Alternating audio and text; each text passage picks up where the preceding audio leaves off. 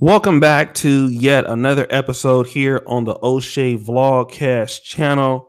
I am your host, Oshay Duke Jackson. For those of you who are watching right now on the live stream, come in and like the video. For those of you who are watching the restream, we're glad that you're watching the restream. Like the video also and just enjoy yourself. Today, I have a very, very, very special guest. And I cannot say enough good things about the brother that you are watching in front of us. Before I became a YouTuber, there are a few YouTubers I was watching. Charles Tyler, he's now passed on. Solo TV 84. And the one and only Misanthropik One, I call him my YouTube big bro, although I'm older than him. But man, he has this wonderful, you know what I'm saying? He always goes, "What's up, bitches?" And everything like that. So it's good to have him back on the channel. Definitely one of the classics of the manosphere. What's going on, Misanthropik? What's going on, O'Shea? Chilling like a villain. You know the deal. It's Misanthropik One, a.k.a. He Who Hungers, a.k.a. Fool Killer, a.k.a. your mom's favorite dream. That's it. A.k.a. the anti-SJW. There we go. Anti-SJW. All right. So you're right, man. This is going to be a hot topic. We're already got 78 watching within the first minute. Actually, 84 watching in the first minute. So let's just talk about this. Just basically for everybody that maybe that may not know you, because obviously a lot of people do know you here, but like Tagman Killis says, you are really good as the hip hop reviewer of underground hip hop. But let everybody know what your channel is about. Say that again. I think you skipped up a little bit. Yeah, let everybody know what your channel is about and everything like that. Okay. Basically, I started the channel because I was fed up with society, just fed up with people. I still am. I'm just an angry son of a bitch, man. I'm just an angry ass motherfucker.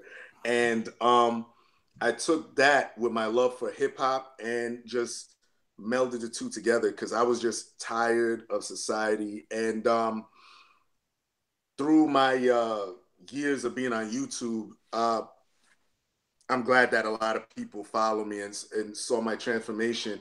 Because when I was on YouTube, when I started, I was sort of like more liberal, I guess. But with all this bullshit that's been going on over the years and people being offended and this and that, it kind of made me lean more conservatively. I always say on my channel, and it's sad that I have to say this, but I always got to preface shit by saying I'm a centrist, but I lean right a little bit. You know what I mean? Mm-hmm. So I'm like Kid Rock says. Kid Rock says that I'm socially liberal, but overall I'm conservative. That's the way I feel. Like a libertarian. And people, I feel like I'm a diamond in the rough because I'm sort of like libertarian, but I love hip hop. People always ask, like, how can that be? Like I'm an anomaly or some fucking freak or something. And I enjoy being that freak. You know what I mean? Right. Yeah. So that's what my channel's all about. Okay. And guys, for those of you, my big bros, this channel's in the description link. And we're going to be promoting the channel throughout the Hangout. But you've been on YouTube as a YouTuber a lot longer than myself and a lot longer than a lot of people have been on YouTube. And the platform's definitely changed. But let's talk about probably the most famous, most popular Black YouTuber probably of all time, Tommy Sotomayor. Now, when did you start noticing him as a YouTuber yourself? I would say 2012, 13. 2012 or 2013, sometime along that, time frame. Okay. And I guess at the time that Tommy came onto the platform, were you already making videos or? Yeah, I was making videos since 2000. I want to say late 2008, 2009. Okay. Yeah. And, I forget how I stumbled across his videos. I forget which one was the first one I saw, but I was like, yo, who is this nigga, man? Who is this dude? Like, he's just raw as fuck. I'm like, who the hell is this guy? And I got, so enamored, so like I adhered myself to his videos. You know what I mean? Like, Mhm. I think one of the first ones I saw was the one where I think it was supposedly a chick, white chick wrote a magazine about how black chicks are jealous of her when she gets approached by black men or Mhm. something like that. And then supposedly a well successful man, wrote a response saying, "Oh, I'm a well off successful man, blah blah blah blah blah." And Tommy like blew that whole story out the water, saying that, "Oh, the shit is fake. Why would a man? First of all, why would a man be reading that magazine?" And if you're successful, which is true, like, why are you reading some like Cosmopolitan or some, whatever? And if you're that successful, what are you worried about what bitches think? You'll be fucking your own bitches, something along the lines of that. Okay. And I was like, yes, yes, yes, yes, the raw truth. That's why I always stick to channels like that. Right. You know, that's why I love your channel. That's why I love him, Sandman, people that say the David Carroll. unorthodox shit that people are afraid to say. Yeah. Everyone is so on this far left bullshit, that if you come back and say something that's outside the box, I mean, you see it right here on YouTube. They're coming to flag your channel. They're gonna take your videos down. It's fucking ridiculous. Let me ask you this, because people like I know David Carroll's been around for a long time. Tommy Yes. Sotomayor. Yeah, Shout out to David Carroll. Carol, man.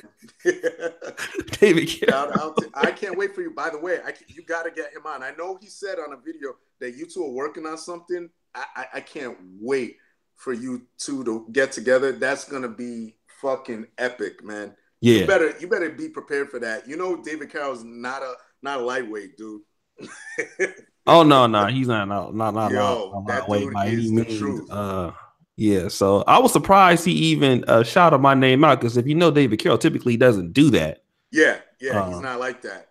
yeah. So I said, well, then he must have some sort of respect for me or something as a YouTuber if you Right, mentioned my name on there. So shout out to David Carroll. But let's talk about Tommy. He hate him or love him. right, I've always said this, and I have my personal issues with Tommy before we had right. back and forth videos, but definitely, without question, he's the most successful Black YouTuber that's ever lived in this part of Black YouTube. I'm talking about like Marcus Brownlee or something like that. Right. He's a very, very, very, very successful Black YouTuber. But what about some of the content that he is being accused of, as far as hating Black women, or saying negative things about Black people?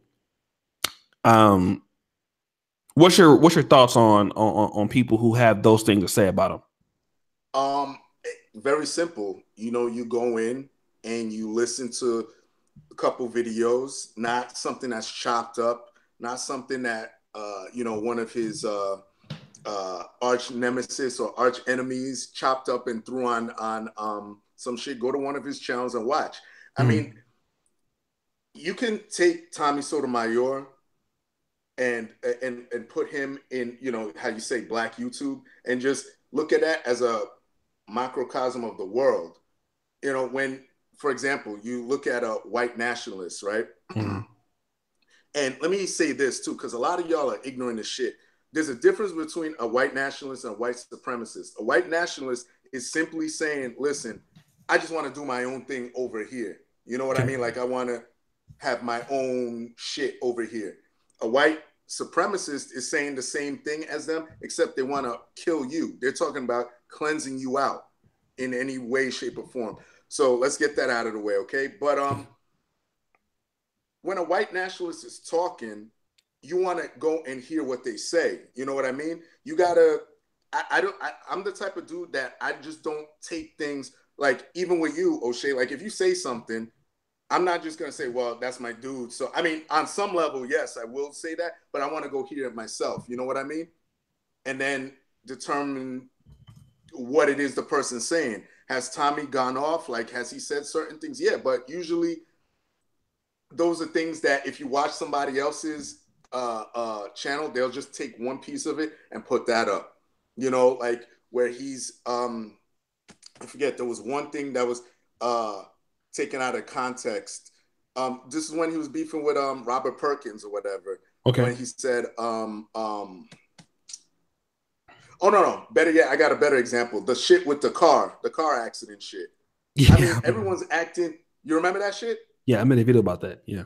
Yeah, like everyone's acting like they're so holier than thou. Like, oh, you're gonna be so calm if someone try to run you off the road. Like you're gonna sit there and go, oh, don't worry about it. And you hear the motherfucker say, all right, leave me alone. Like I'm over here recording my shit, and people still were putting that out. Oh, look, see, he's disrespectful. No, the bitch was disrespectful. He was recording his own shit. You know what I mean? So people have this weird, like they want to. It's easy to villainize people or vilify people. You know what I mean? Everybody wants to point blame and point fingers at people, and they don't want to read. They don't want to listen. They don't want to do proper research. So that's what I say to people that, say that sort of shit. Why don't you just go and educate yourself just a little bit, and you could come to the conclusion, look, I listen to him. There's just things I just don't agree with that he says, and leave it at that. Okay, let me do this real quick. Shout out to my man Brian Jenkins. I talked to him on WhatsApp quite a bit. What's good, fam? Tommy must have gotten tired of the death threats against him and his family. All right, and thank you for the $25 super chat. Let's talk about some of the situations why you think, everybody knows that Tommy went to Twitch. He has been live streaming some of the ends of his broadcast to get people to go to Twitch. But one thing that I have heard him say to the fans is like, because what I think what he's doing right now is he's reading like maybe the donations from the people who donate at the end of the stream. And it may seem as if like those people who don't donate, there's like, I don't know. But it's like, I know what you mean. Yeah. I mean, I really don't know what to say about that. And I'm not trying to really get into that, like, so deep. But I do feel that there is a little bit of animosity towards the fans who don't support him financially. And basically what he's saying is, it takes money to fight this war. So, I mean, I guess, what do you have to say about, that? Because that has been coming up on his streams from what I can hear. Yeah, I know what you're saying. It's kind of like, I look at everything as a double-edged sword, man. It's kind of off-putting, to be honest. You know what I mean? Because certain people may not be at his financial level. Certain people, within his audience, admittedly, he has changed their lives. So, some, like, for example, you might have women that have made a mistake and had a child. You know what I mean? Mm-hmm. And they got to take care of that child. There's a single mother. This is a common theme. So maybe they, I'm just throwing an example, random example out there. Like maybe they got to take care of their kid. Maybe that's more of a priority for them, so they can't donate. The people that can donate, I was like on one of his live streams, and one of these women gave him, I think it was like $500 or some shit like that. I mean, obviously that, to that woman, she's either well off or his content is just that mind-blowing that she just says, hey, listen, take this shit. And she's a frequent donor, excuse me. Okay. So it's kind of off-putting. But he got to understand, honestly, that, like people like me, I love his content. I've donated to him before. I've donated to Fatherless America as well. But, I donate to you when I can, that. Yeah, and to others like JD Black and everything. But, you're going onto a platform now where it's going to be kind of difficult. Yeah, I mean, but I understand what he's doing because he's going to have those cream of the crop fans. You know what I mean? Right. So I get what he's trying to do, but at the same time, he's going to understand. He's going to have to understand that this is kind of going to put some people off at the same time. Let's talk about that because and shout out Soto Nation, by the way, before y'all come and say shout out Soto Nation. I know how y'all are. I love you. Shout out to unadulterated raw shit. Shout out to all my people in there. You know who you are, so don't come in flamethrow me, all right? Right. Oh, and shout out, what the hell is up? I see that What the hell is up? you said what's up before. And Uh, Shelly's in here too, right? What's yeah, up, Shelly's Shelly? Yeah. you know, I'm gonna try to keep it as positive as possible, right? Because like I'm not Right. really here to try to throw dirt on anybody or Right. Same here.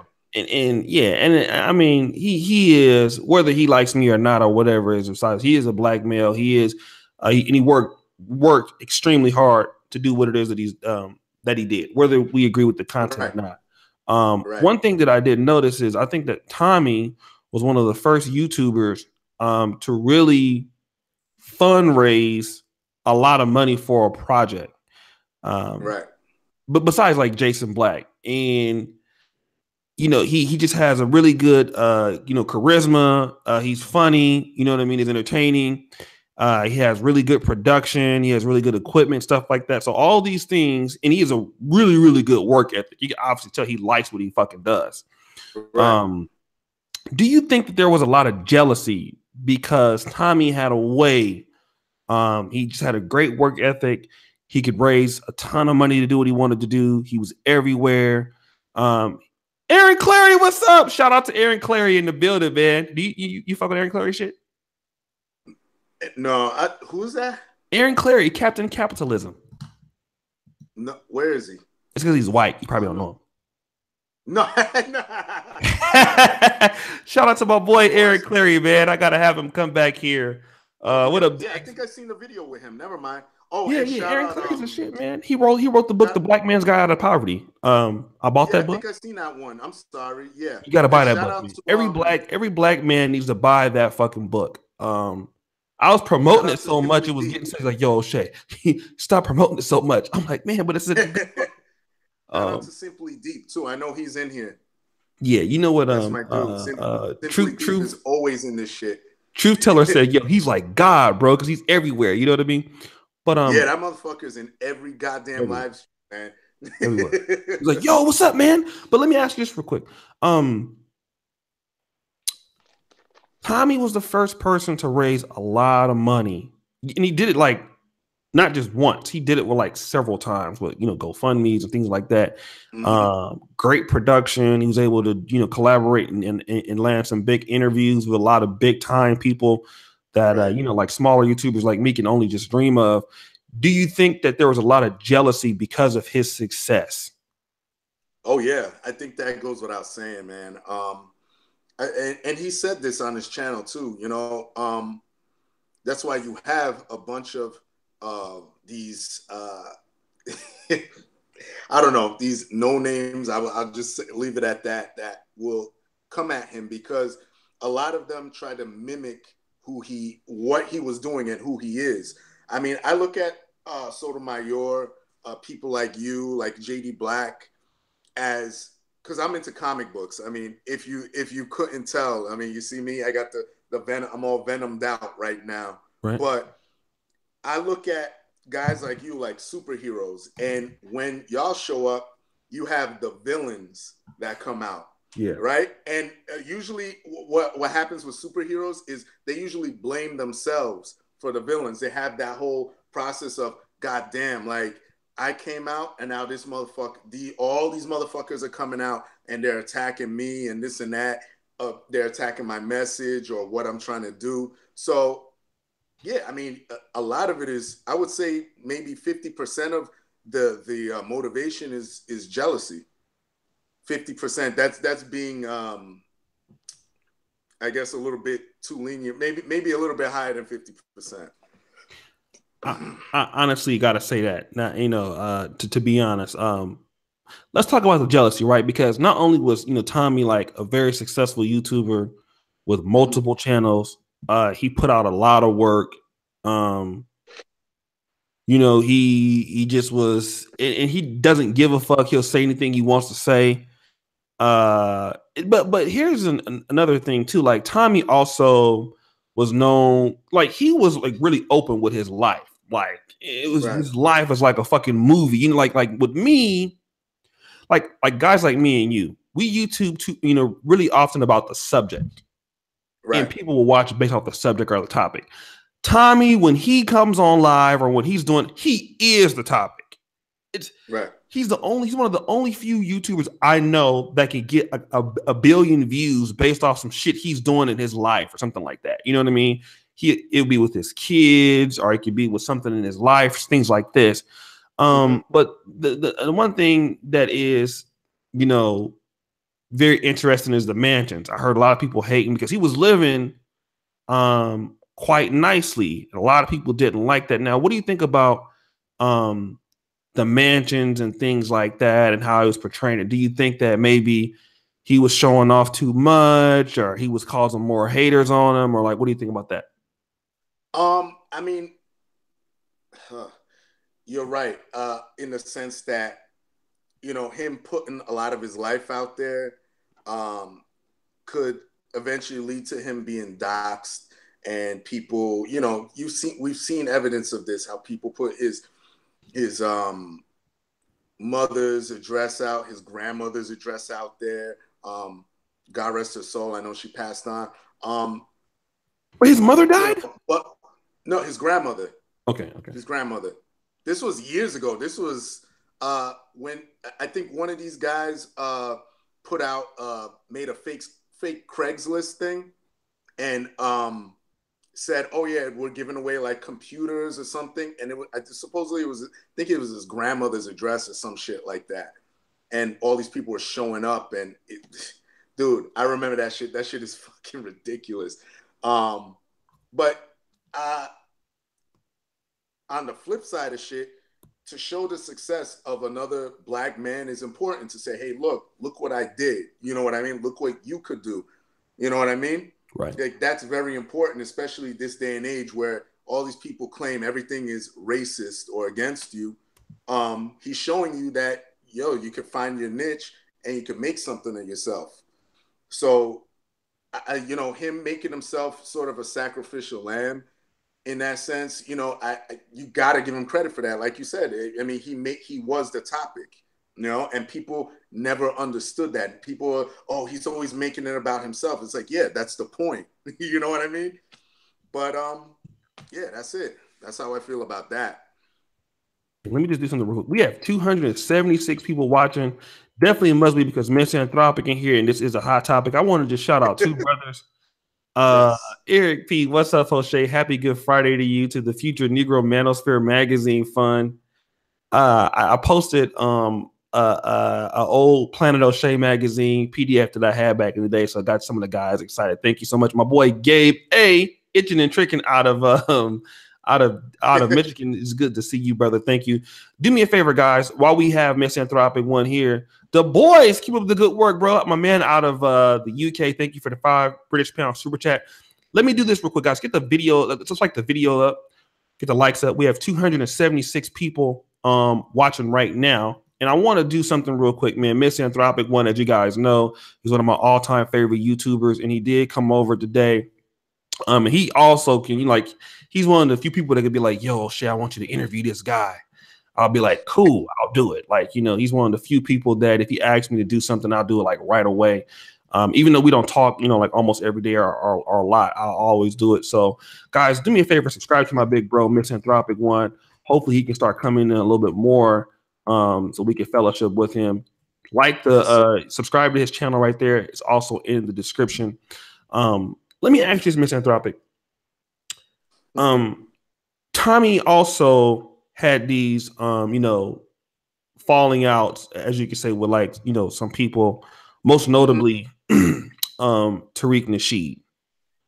How do you feel like the Tariq Nasheed thing affected his YouTube career or on the platform, in so many words? I don't think that it really did that much damage to him, because me being a Tommy Sotomayor fan, I guess, I don't think it did that much damage to him. If anything, he was able to maintain himself, throughout the whole thing, because anytime Tariq Nasheed would do something, Tommy would come right back and break everything down, bar for bar for bar. You know what I mean? Like, everything he would say, he would just say, "No, that's not true because of X, Y, Z." and I know this, and this about you. You were kissing my ass when I came to LA, this and that. I wasn't a coon then, but all of a sudden, because of X, Y, and Z, and now all of a sudden, like he goes, I donated to your movie. I did this and that. He goes, I don't get where the prop. Oh yeah, I remember what it was. It was because someone called Tommy's show and was talking about how a lot of Jewish people benefited from the slave trade. Okay. So the person said, why didn't Tariq Nasheed left that out of, I think it was Hidden Colors 2 or 3, I forget which one. So all Tommy said was, well, maybe he'll put in the next one. I don't know. So once that happened, Tariq went all out, man. But Tariq to me is a hustler. To me, he's the epitome of a race hustler, a race baiting hustler. He's no better than Al Sharpton or Jesse Jackson to me. He's the same. He's of the same cloth. So that's how I feel about that motherfucker. Let me ask you this. A lot of people will say, like, Tommy Sotomayor, there was some sort of jealousy between him and Tariq Nasheed. And the reason why I'll say this is this, because, when Tariq Nasheed will only have like 20,000 subscribers and he go live, he'll have like 3,000 people watching. And Tommy will have like 300,000 people and then 1,500 people watching or something like that. And Tariq could just, let me just look at Tariq's YouTube channel, because people have said this. I'm not saying that it's true, but Tariq has 38,000 subscribers and he streamed, and he just puts in the title, Tariq Nasheed talks about children crying for help. 35,000 views. I'm going to be live streaming in Miami today. 17,000 views. Tariq Nasheed talks about how people misuse blacks. 58,000 views. Like, if you look at Tariq Nasheed's numbers, people can argue like, yo, Tariq doesn't even have the subscribers that Tommy has, but when he goes and produces a video and he just puts his own name in the title, it's much larger than Tommy. So do you think that there was possibly some animosity towards Tariq Nasheed because Tariq Nasheed probably had a bigger platform overall? Or what's your take on that? Well, no, because they were all, I don't know how far back you go, like listening to him or whatever, but the whole origin of that whole shit started in LA when Tommy came out to LA, and you had, what was it, Zoe Williams, Corey Holcomb, and Tariq Nasheed all came out to see him.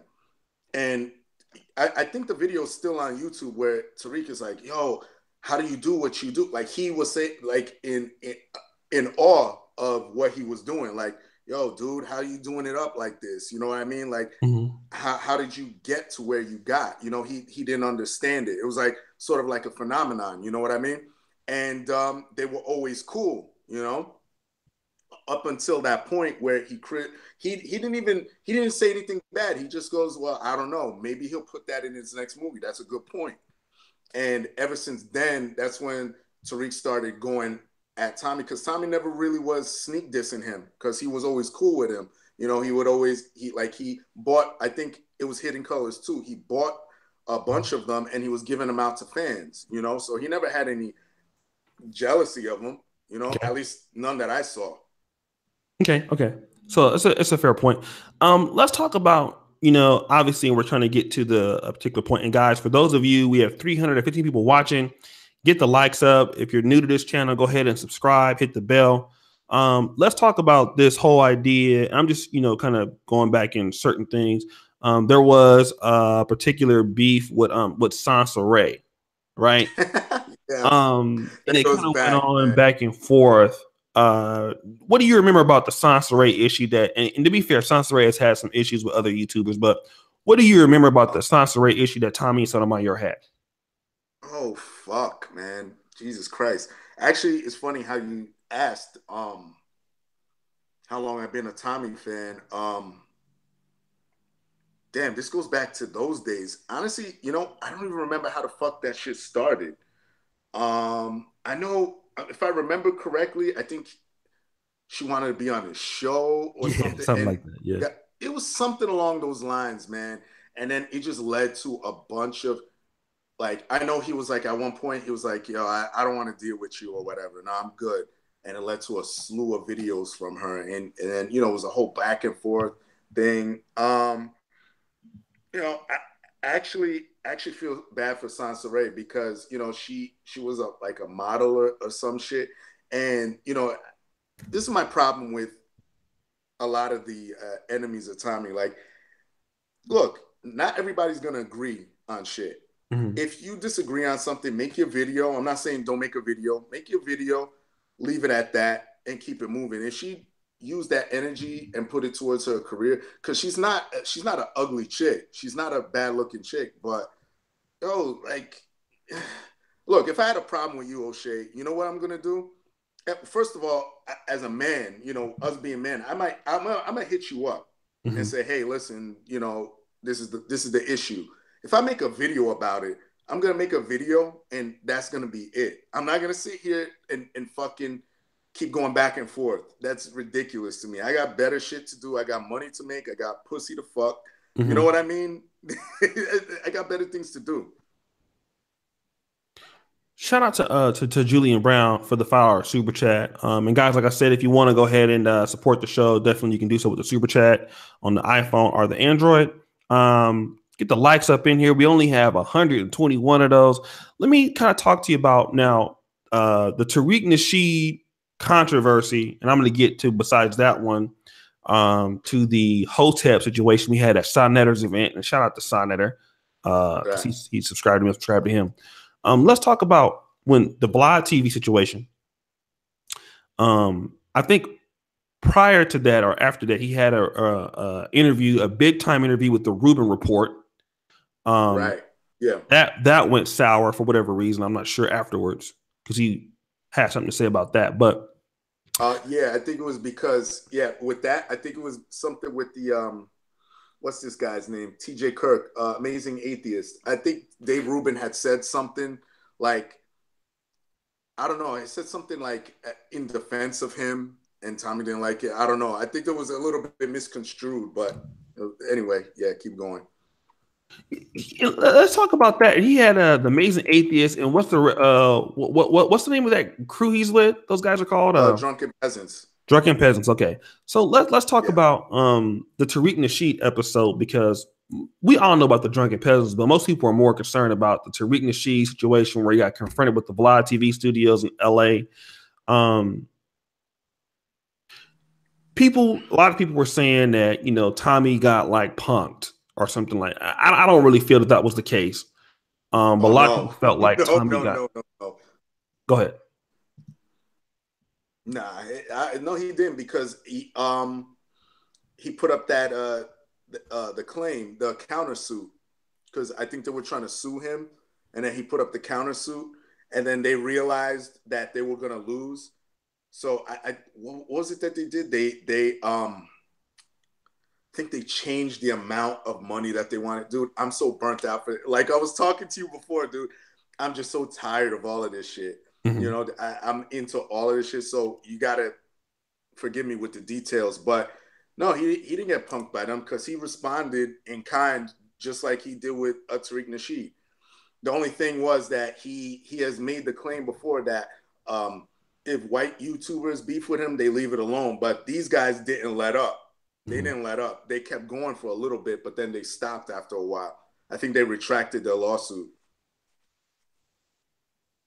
Let me talk about the Tariq Nasheed situation now. I mean, just, you know, we want to talk about also the Sonetter thing. I think this is probably when it got real. And shout out to my brother Tony. First YouTube donation ever. You deserve it. I say thank you, Tony, brother. If you have not got our ebooks, man, drop your email. I'll send you all our stuff, the comic that I have, the 3 free ebooks that we have from the Negro Manosphere, to let you know what you are supporting, brother. So I really appreciate you. Let me ask you this, fam. Shout out to H. Millette. Once Tommy, okay, all of that was cool, right? Like there was no actual altercations with Tommy, even Tariq Nasheed, because Tariq never tried to hit him or anything like that. It was just talking shit. Yeah. Amazing Atheist and what's those guys called again? The Drunken peasants. The Drunken Peasants. And shout out to them. They have Mhm. a huge following. They get a lot of financial support with what they're doing. I can't hate on them. There was never a real big problem until like Tommy went to New York. And when Tommy went to New York at, I think, like one of Sonnetter's events, shout out to Sonnetter because he comes to my streams. I support his award show on the GoFundMe. Tommy actually got punched. Okay. Mm-hmm. Now let's talk about that. Tommy actually getting punched at Sonnetter's event. Do you think that at this point, like, it stopped? You know, there was a certain situation where maybe it was like, all right, this YouTube shit is getting too far out of hand. I see. It's kind of hard to speak for him, but I don't think so because he kind of knew what the risk was once he started getting death threats. I mean, look, dude, I went to his Truth and Logic tour in 2015. I went to it in New York over here. When you go on his, when you go to buy the tickets, it says, due to the threats of violence against Mr. Sotomayor, the address will not be given out until the day of the actual event. Like they have to email it to you. You know what I mean? Wow. So that's how serious it was. So I think he kind of knew, and I think he has mentioned this too, that's, when you speak a certain way, you're going to attract that. I mean, look at what happened to Malcolm X. He was viewed as a troublemaker, but he spoke a lot of truth, He's riling people up. He was saying, hey, listen, you got to wake up. And that's what he was doing. And I don't think that would have slowed him down. As a matter of fact, I don't know if I made a video on it or I may have mentioned it in a video saying that, y'all only proved his point. You didn't do anything to him. You just proved his point and made him even stronger, And if you watch that video, he kind of ate that punch anyway. So it was like, it's not like you knocked the nigga the fuck out. you just punched him and he turned around like, what the fuck was that? But yeah, they just proved his point to me because this goes back to just being able to talk to someone and agreeing to disagree. Because the chick, what's her name? Third Eye Empress Segment. She's one of in that whole, pro-black movement shit. I did a video about her, kind of disparaging, by the way, but she was the only one, surprisingly, a female, the only one who said, hey, listen, this is bullshit. Let's not bring violence here. You know what I mean? Mm-hmm. So I have to give her props for that. I don't think that it really hindered him. It kind of propelled him even more to me. Okay. Mm-hmm. Let me talk to you about like some of the verbiage that that Tommy has used. And people know like the BT 1000s, hair-hatted hooligans. I can't lie, man. This is and the thing about Tommy is like before he says something, like he shows you the actual footage of these, people doing whatever they're doing. Like he didn't just tell you when he was reporting on certain things about, like black women. He'd actually show you this shit. So it's not like you could say he was lying about it because he wasn't lying. Like the stories that his fans would send him and that he would do videos on. I don't know how he was finding this shit, but it was true shit.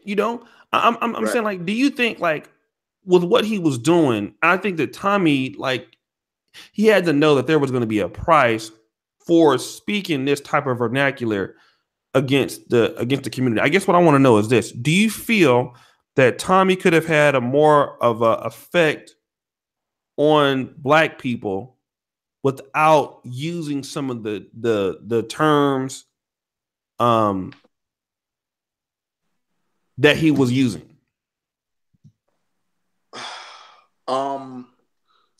Honestly, I don't know. I'm leaning towards no because a lot of us need a kick in the ass once in a while. I've said this several times on my channel. And I think that he referenced this as well. Like when someone sits there and talks to you diplomatically, you'll sit and you're going to call the nigga white. You're going to say he's whitewashed because the dude's trying to be, somewhat pacifistic, you know, somewhat diplomatic in their approach. So Tommy, what he does is he'll say the same shit that he wants to, because he's able to delve in both worlds. He knows how to articulately speak, but he got to get through to some of you niggas out there. He got to. So what he'll do is he'll get street on you. He got to. You know what I mean? And he reaches them, because he got a lot of people, a lot of brothers that say, you know what, you're right. I used to hate you and I couldn't stand your guts, but when I heard this one video, I said, oh, okay, I see what you're saying. He has a lot of people that can attest to that. You know what I mean? So him being peaceful and that shit, you know, like, look, you have, again, we'll bring up Brother Malcolm X and Martin Luther King. When I was younger, again, going back to my, you know, me being more liberalistic, I was more of a Martin Luther King guy. In schools, they only acknowledge Malcolm X as Malcolm X. They don't really want to address him as like a real, like a fire starter, a troublemaker. You know what I mean? But that's what he was for Black people in a good way. He was setting a fire under our asses, saying, hey, wait a minute. You know, people don't want to acknowledge him as that. They don't want to acknowledge him because he was fucking militant. And he was saying some real shit. Yeah, granted, pre-Mecca, he was saying, you know, borderline racist, if not racist shit. But then when he realized, he was able to change himself. He was able to say, oh shit, you know what? I can correct myself. That's when he became an ultimate being. And that's why I believe that he was killed, because, you know, he was just too much. It was almost like omnipresent, you know what I mean? Or omniscient. And yeah, he was a guy that wasn't afraid to go and be edgy, for lack of a better word. So yeah, some people need that shit. Like, for example, we had 9/11 not too far from me. I live in Jersey, New York's not too far from me. I still remember, I think it was like 2 or 3 months after 9/11, we, you know, for that 2 or 3 months, we had this unity. Oh, we gotta stick together, right? This and that. 3 months later, that shit, that shit just went out the window. And I'm like, what the fuck happened? You know what I mean? Right. So sometimes you do need a kick in the ass. And listen, rest in peace to those 3,000 people that died that day. I don't want people to think I'm making light of them or saying, you know, oh, you know, people need to die in order for us to have unity. So don't twist my words, because I know some of y'all. Let me do this. Let me shout out to my boy King Demetrius. He has been a long time moderator. In fact, like I remember the last time we did an interview, it's only like 70 people watching, bro, and that stream made like $900, and he was the one that put like 400. You dropped 100, he dropped like $500 like himself. So shout out to King Demetrius, man. He's always supported the channel. I know he's a trucker. And a lot of people are moderators for me are trucking, like, you know, BP Thomas trucking. Shout out to you, Larry Kane, to our super chat. We have, let me see, BP Thomas trucking, Elite Class trucking. We got HT Logistics. There's so many truckers, man, that hold this channel down. Man of Tomorrow. So, you know, Theron Williams trucking. So shout out to Daniel Ganadan. So shout out to you guys. Let me kind of get to this point though, right? Because I'm seeing people in the chat, and I want to shout out another brother, Diggs, the Swag King. I only trick Friday and Saturday. Hey man, them $2 super chats, man, they go a long way. And before we do this, I want to tell everybody about this real quick. Those people live are those people who are live are basically restreaming. We have the Negro Manosphere Awards, right? So on this sector of YouTube, you know, I'm trying to, for, you know, the negromanosphere.com. And like I said, when you guys donate and stuff like that, or Patreon us, we want to put an award show for our own Black male YouTubers and our own Black male writers. So for those of you who want to vote, I'll put the link in the description. The polls are pretty interesting. And we're going to have the Negro Manosphere Awards voting up until about the second week of April. And then in May, we're going to do the moderator awards. So for those moderators and stuff like that, you know what I mean? We're going to do that for the moderators because they're always supporting. So brothers, go ahead and vote for your favorite, YouTubers in the voting poll. I have put that in the description for, Negro Manosphere YouTubers, YouTuber of the Year, Writer of the Year, all those people. Go ahead and support the voting poll, right? And the reason why is because if we don't start giving the black males award shows, then nobody else will do it. So it's just a start in the right direction. Hopefully every year we can make it a little bit better and do a little bit better for you brothers. Let me hear actually this, Misanthropik. And shout out again to my man that just donated. It was Diggs and Swag. It's Good Friday, Lord O'Shea Jesus Dukes. Thank you, brother. What's going on? A lot of people are calling Tommy Coon, right? I've been called that before. I know you've been called that. What do you think about this whole? Why do people call Tommy, a coon? Why are some of them calling him a sellout? Do you think that these type of words are fair to describe it? No, because number one, a lot of these Negroes don't know the definition of coon. They only use it because they run into a disagreement instead of just saying, "Listen, brother, I disagree with you. Maybe we could build on this." They resort to name calling again. Not to, I got to go back to politics on this. This is one of the reasons why I stepped away from the Democratic plantation, from the liberal plantation, because that's how they operate now. They don't like to address the subject, to at least acknowledge the subject. No, they want to call you names and think that, well, that's going to make you shut the fuck up. No, that's not going to do anything. You have to address it. You have to meet it head on. Mm-hmm. And that's why I feel in general, we're regressing as a society. I mean, you look at this shit with the guns that's going on, how people are saying, most of these liberals are like, oh, we want it. I'm saying this because they don't have the balls to say it. They want to ban all guns. I just want to be honest with that. They want to ban all guns, but they don't have the balls to come out and say it because it sounds real fucked up. At least I'll respect you if you say that. But anyway, Jesus Christ, it's God.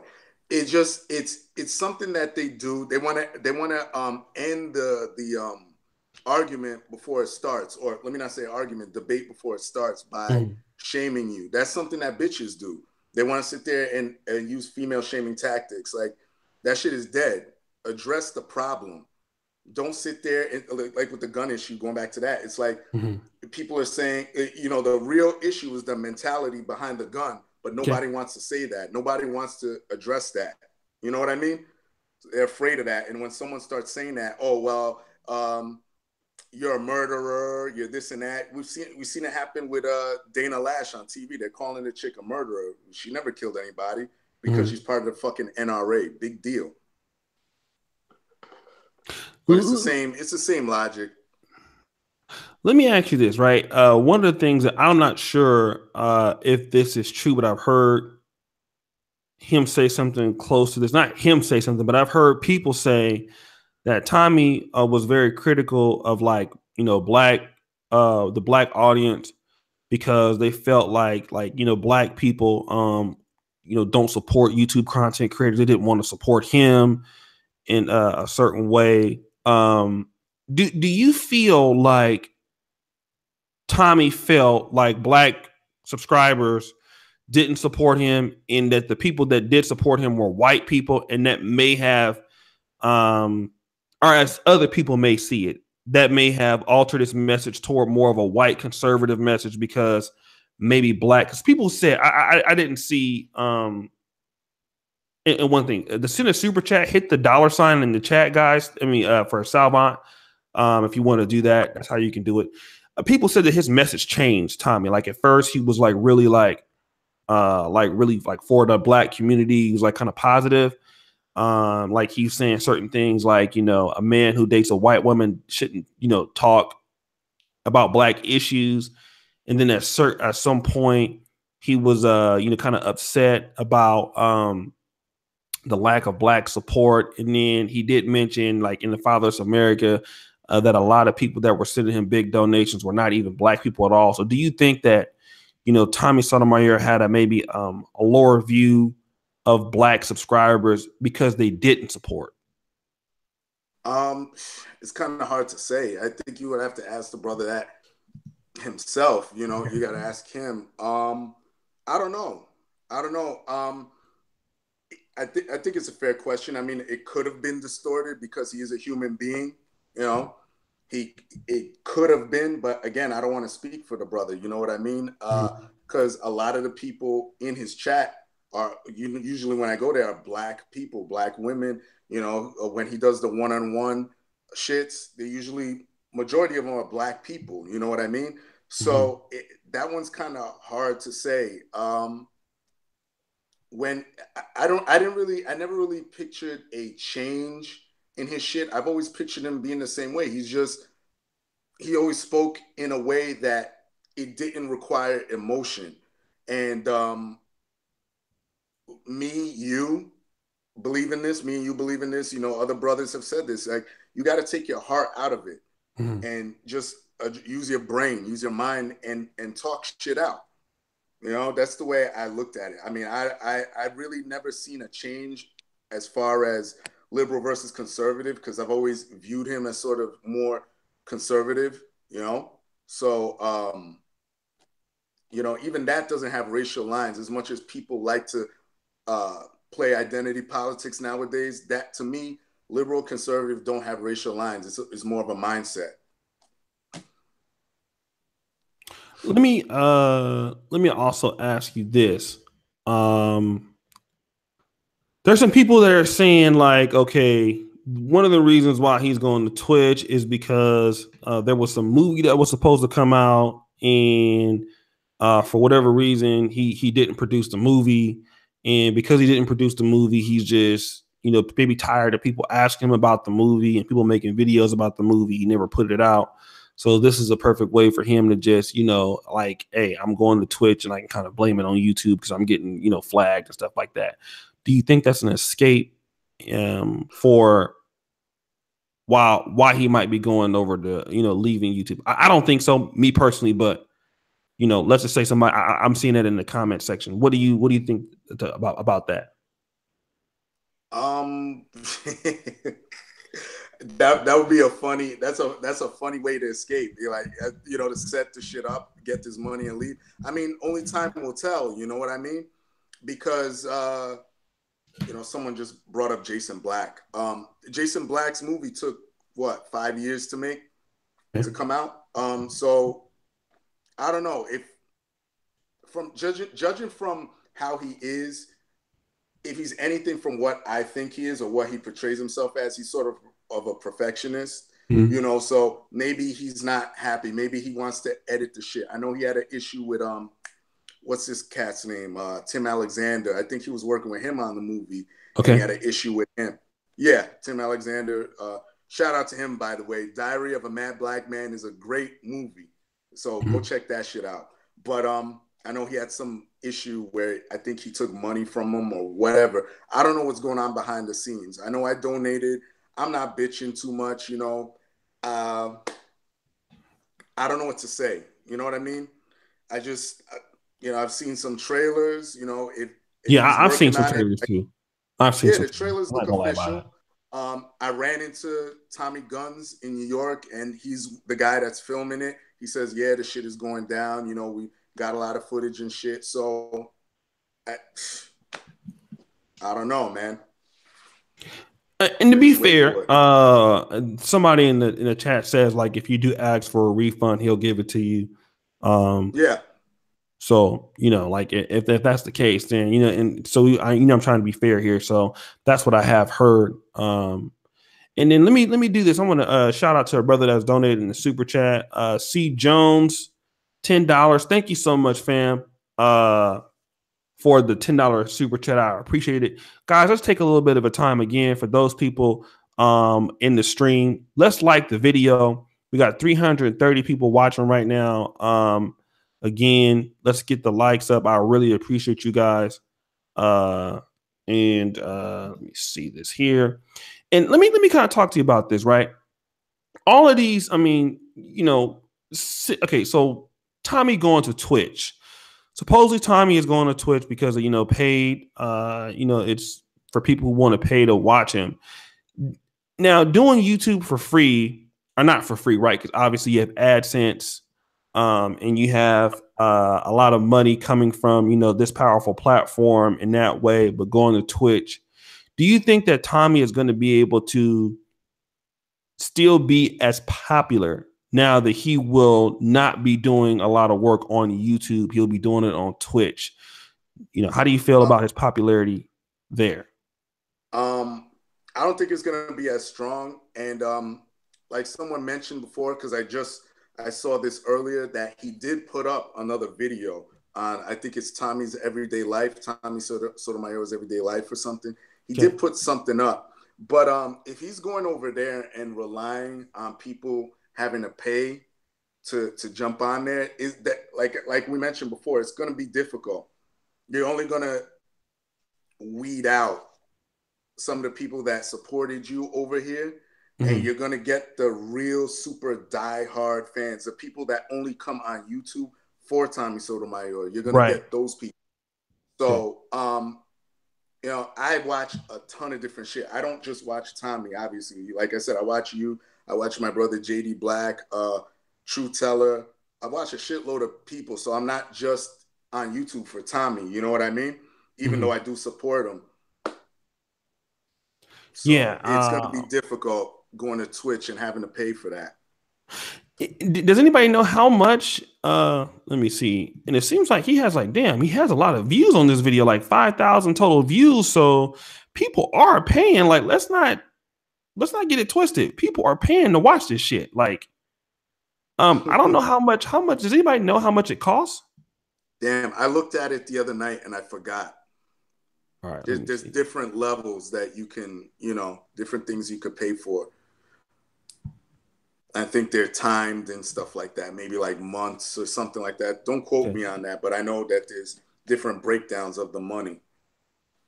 Okay. Shout out to All Mall, my boy right there. $5.99, $6.99 to join Twitch. So sometimes 20 and $50. Damn, a month. Okay. I guess what I want to talk to you about is this. Okay, let's talk about some of the haters. There's, I heard there's people like, there's a guy named like True Freeman. There are other guys out there that have had problems with him. Do you think like these guys who really hate Tommy Sotomayor, like Tommy did make a video, like also, I think one of the things that can really, really, really, really, really maybe destroy your channel is talk about Tupac. Like, I learned my lesson on that a long time ago. I made a video about Tupac Shakur, 2 videos about Tupac Shakur, and yeah, that will get like there's certain things you don't talk about. You can talk about Jesus before you talk about Tupac. You talk about Tupac, niggas don't have a big problem with you. So I don't know if he said this, but did he call Tupac Shakur gay? Oh yeah, he had a I don't know. I didn't watch that one fully. I know what you're talking about. That one was released, I think it was like late last year, some shit. He had something along those lines. I don't think I seen that one in its entirety because, like I was telling you before, we went on the air. Like I'm always on and off, running around. Like I may watch like 5 minutes of shit and step off the shit.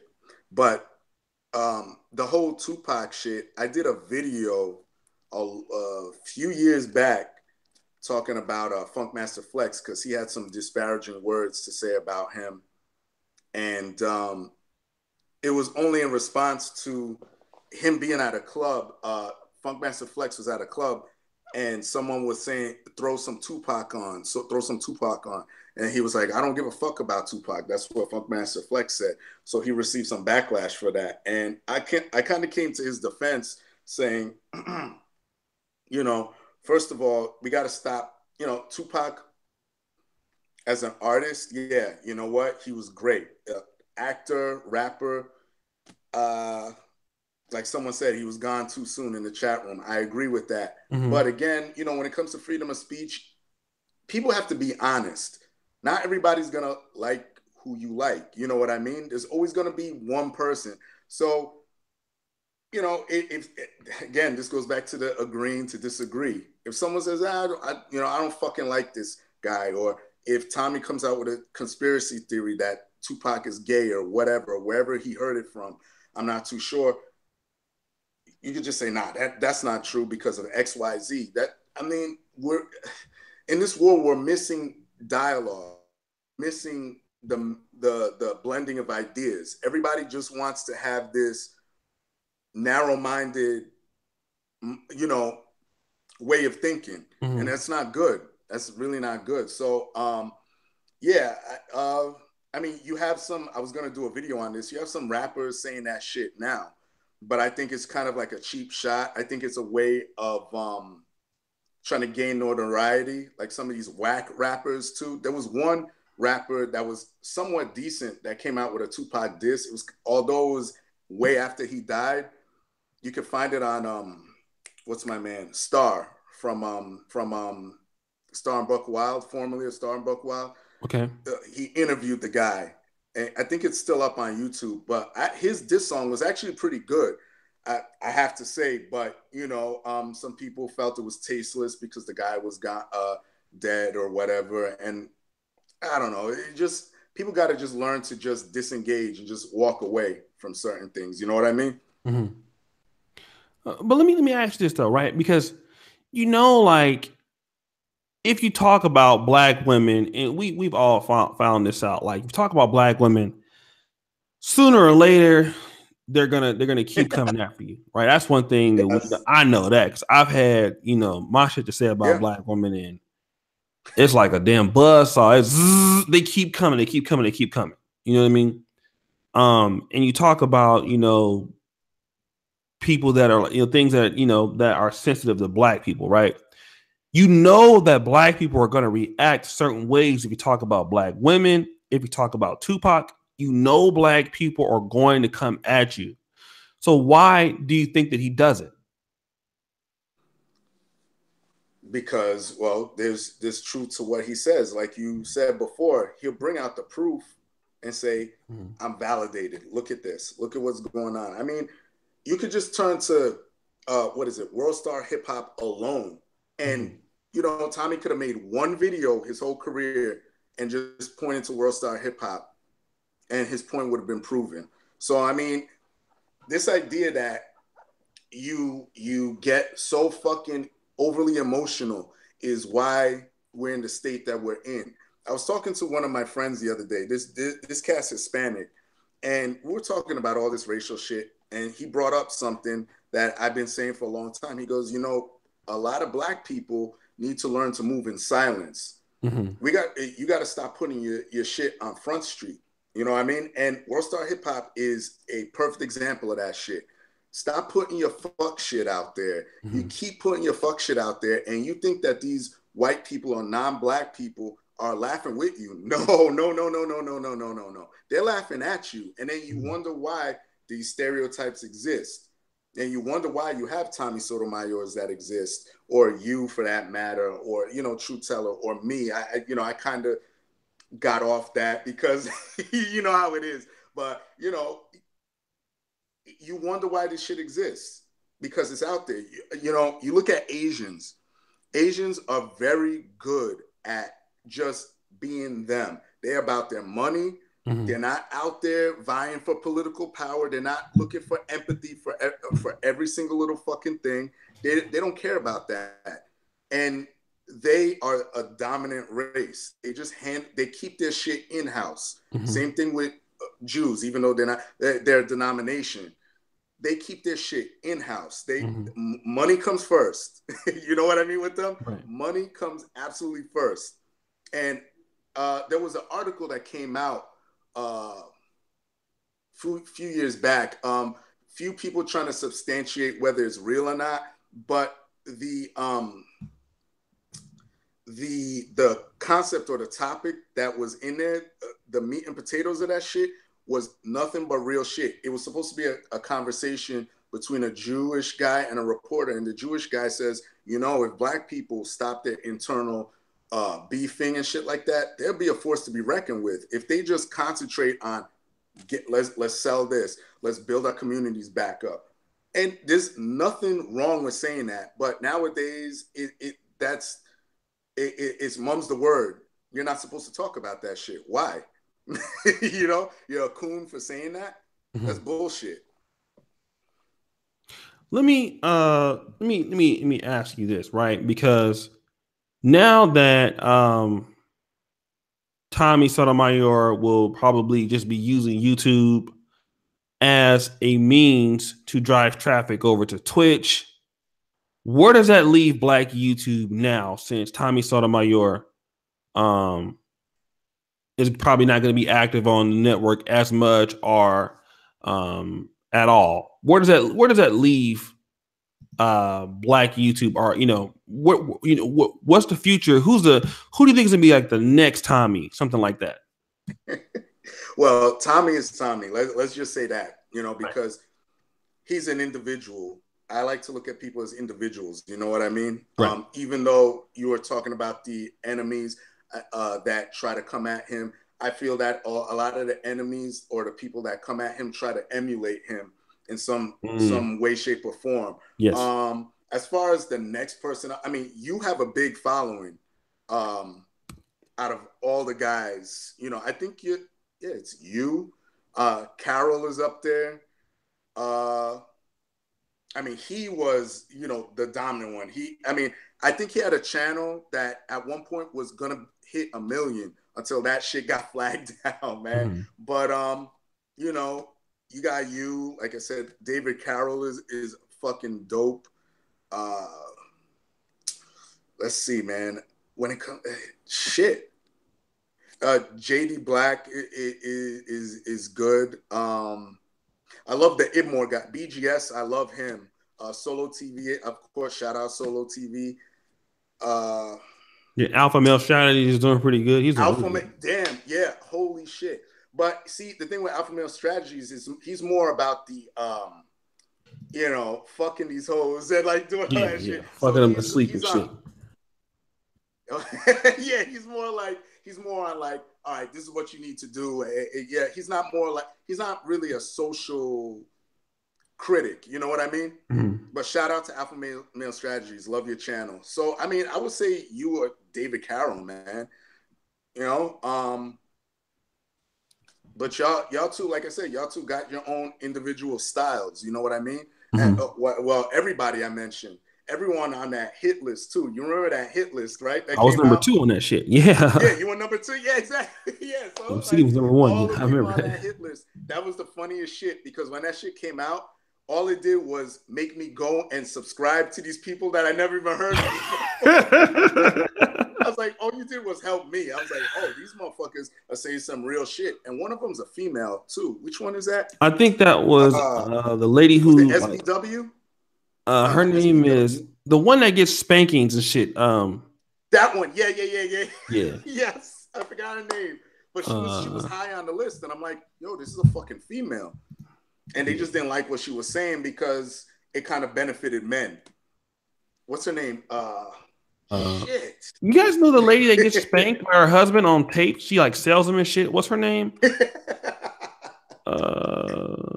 What's her name though? The number 1 person was Obsidian Media Network at that time. He was number 1. But I forgot what her name is. She's like submissive something.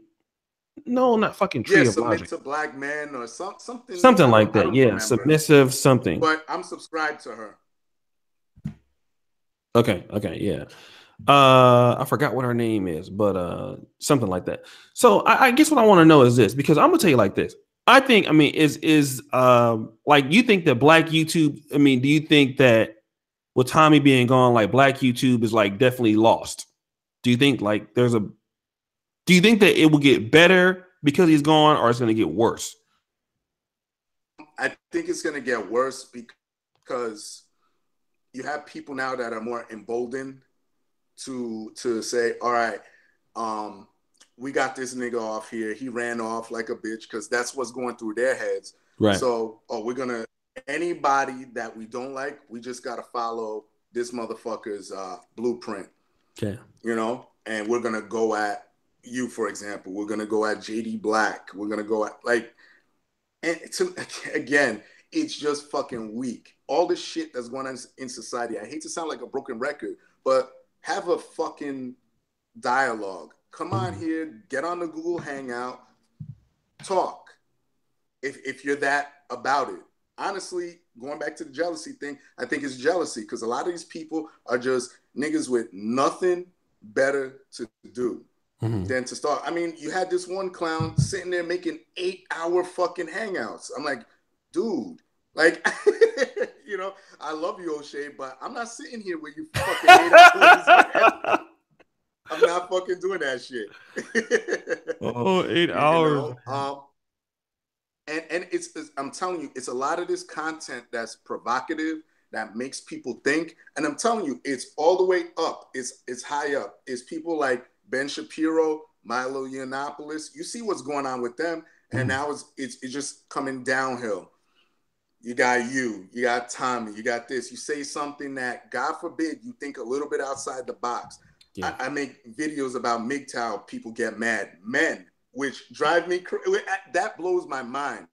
Something that benefits men. You got bitch ass dudes getting mad. Manginas getting all fucking bloody and pissy. And I'm like, dude, like, really? You know, I can't take it anymore. I want out of the U.S. I want to go to the Dominican Republic. I want to live there and just stay on the beach, go work, chop up some coconuts or do whatever the fuck they do down there, and just get away from the madness. I can't deal with it because a lot of people in the U.S., like Clint Eastwood said, the U.S., we're becoming a bunch of pussies, and that's an understatement.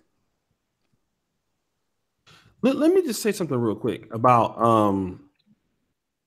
number one, there's nobody ever going to replace Tommy Sotomayor. I can say for a few reasons. Number one, he just has like for the Soto Nation, he has like a really and that's black domestic discipline. Somebody said her ass is really fat. Let me go check it out. I'm gonna see what's going on. But number one, like he has a very big, you know, fan base. You know what I'm saying? Like it's just it's a huge fan base.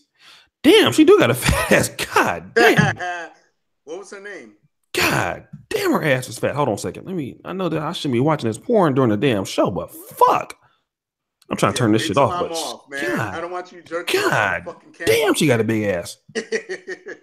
Oh my God. Oh yeah, he be beating it. God damn, I'm gonna be nicer next time I see her. Like, hey, well, fuck. All right. So fuck. I just want to say, somebody said O'Shea screen share, brother. Hell no, nigga ain't no screen share. Nigga, you get my shit shut down. What the fuck's her name? Black domestic discipline. That's it. Yeah, black domestic discipline. Yes. Number one, he has like such a great, I'll put it on Patreon. He has such a great charisma with his fans, and his fans will do damn near anything for his ass, like for real. Like, yeah, his fans are fucking diehard. But that's what you want. Yeah. As you know, you want that. You know what I mean? I would love that. Everybody dreams of that shit, you know? And another thing I want to say is shout out to Chief Greenfeather. Keep up the great work, Coach. Thank you so much, brother, for $5 super chat. You know, number one, Tommy is a workaholic, man. Like the thing about most black YouTubers, man, you know, Tommy puts a lot of content. I know I put out a lot of content, but there are not a lot of other YouTubers that put out as much content. Like, you know, like me, maybe like Data Black. And he puts out a lot of good shows with like high powered equipment. Like, you know, he's running Blog Talk, he's running Obis at the same time. And like his whole setup is way more advanced than any of ours on YouTube. You know, that's one thing. He puts out a lot of content. He puts out he lands some big fucking huge interviews with people. You know, I don't think that nobody in the black sector is going to be able to do it at that level that he's been doing it because of the connections that he has. He had Judge Joe Brown on the show. That was fucking epic. You're not gonna be able to do that, man. I don't think that nobody's was gonna be fucking able to do epic. that. Yeah. You know, he has like you said, a well-oiled machine. He will be doing shows at night, man, like in 1 a.m. He'll do the motherfuckers for 5-6 hours. Look, I'll be doing a hangout for like 2 hours. I'll be ready to get the fuck up out of here. I'm like, all right, nigga, look. Yeah, so I don't think there's going to be anybody to replace, what he's done. I think what's going to happen is that because in Tommy also, he would interview MGTOW people, he would interview people in the conscious community. I know he did Brother Polite. He had the flat earth debates on this channel, stuff like that. I think that the black YouTube, as far as the level that he was bringing to, is going to get worse, definitely, because it's already getting worse right now. I mean, look what's going on. I don't know, dude. I mean, when you saying that, it's like it's like, where can the black man go? What can a black man do besides, say things that are comfortable? You know what I mean? Mm-hmm. He should be able to say what he needs to say. By you saying that, it's like, it's inflammatory stuff, and he had to reach a certain plateau. I always believe the sky's the limit, like he should be able to say what the fuck he wants. And if you don't like it, just, hey, look, I'm not fucking with that. Or I disagree, Tommy, because of this. Mm-hmm. Or I'll do a one-on-one with you, because he always welcomed that. If you disagree with him, okay, email me, let's do a one-on-one and let's talk about it. Fuck, I can't send you a super chat. Fuck me. Don't worry about it, man. Somebody said, how fat is your booty? Nigga, if you ever in your life ask me some shit like that, nigga name's Boy TND. He said, how fat is your booty? Nigga, let me ask you this though. Do you think, right, like, okay, with YouTube is a free platform. Right. People come on YouTube. I know for my first semester of medical school, even second semester, even now, the way I learned, and this is no bullshit, YouTube can get you through medical school. This is true. People use YouTube for many different things. And it's a platform that it's not up until now that people were like willing to donate in the super chats or Patreon, stuff like that.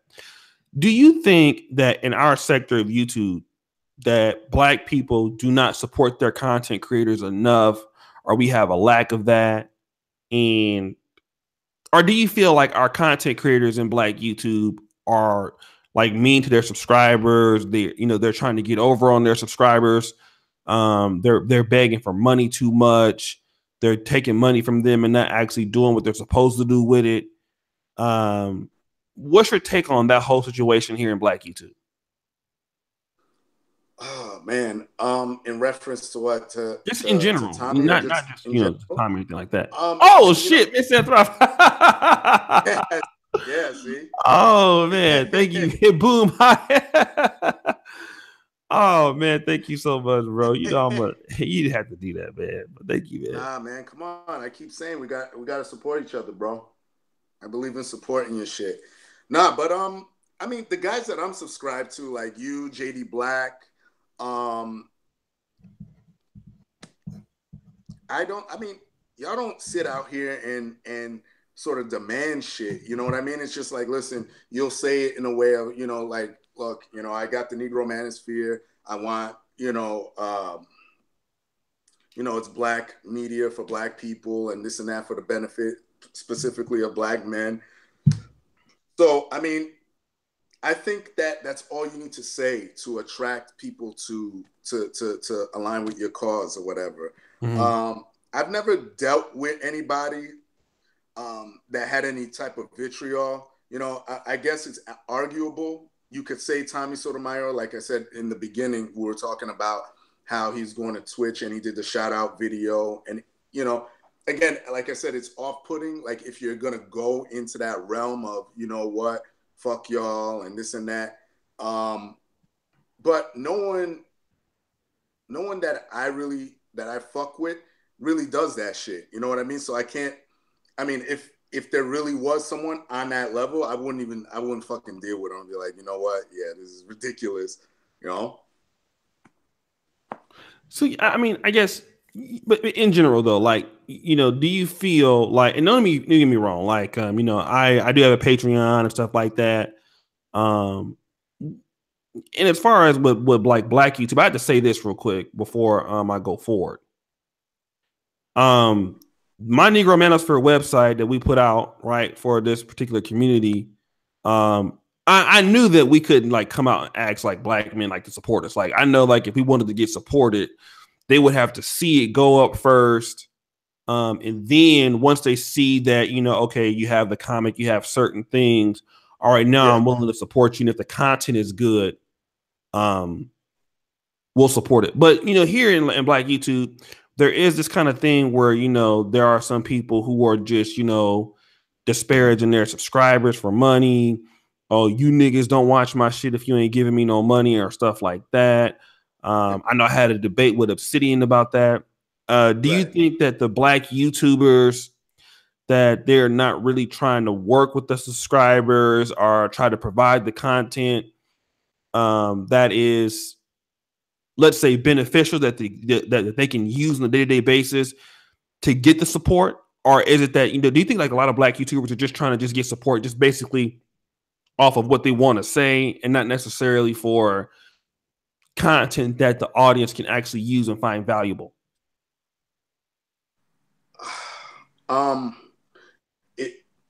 Man, that's kind of hard. Again, like, I don't deal with anybody that's really like that. If there right. I mean, not like, not you dealing with it, but like, do you feel like that Black YouTube has that persona? Stigma? Yes. I would say, I mean, not really. I mean,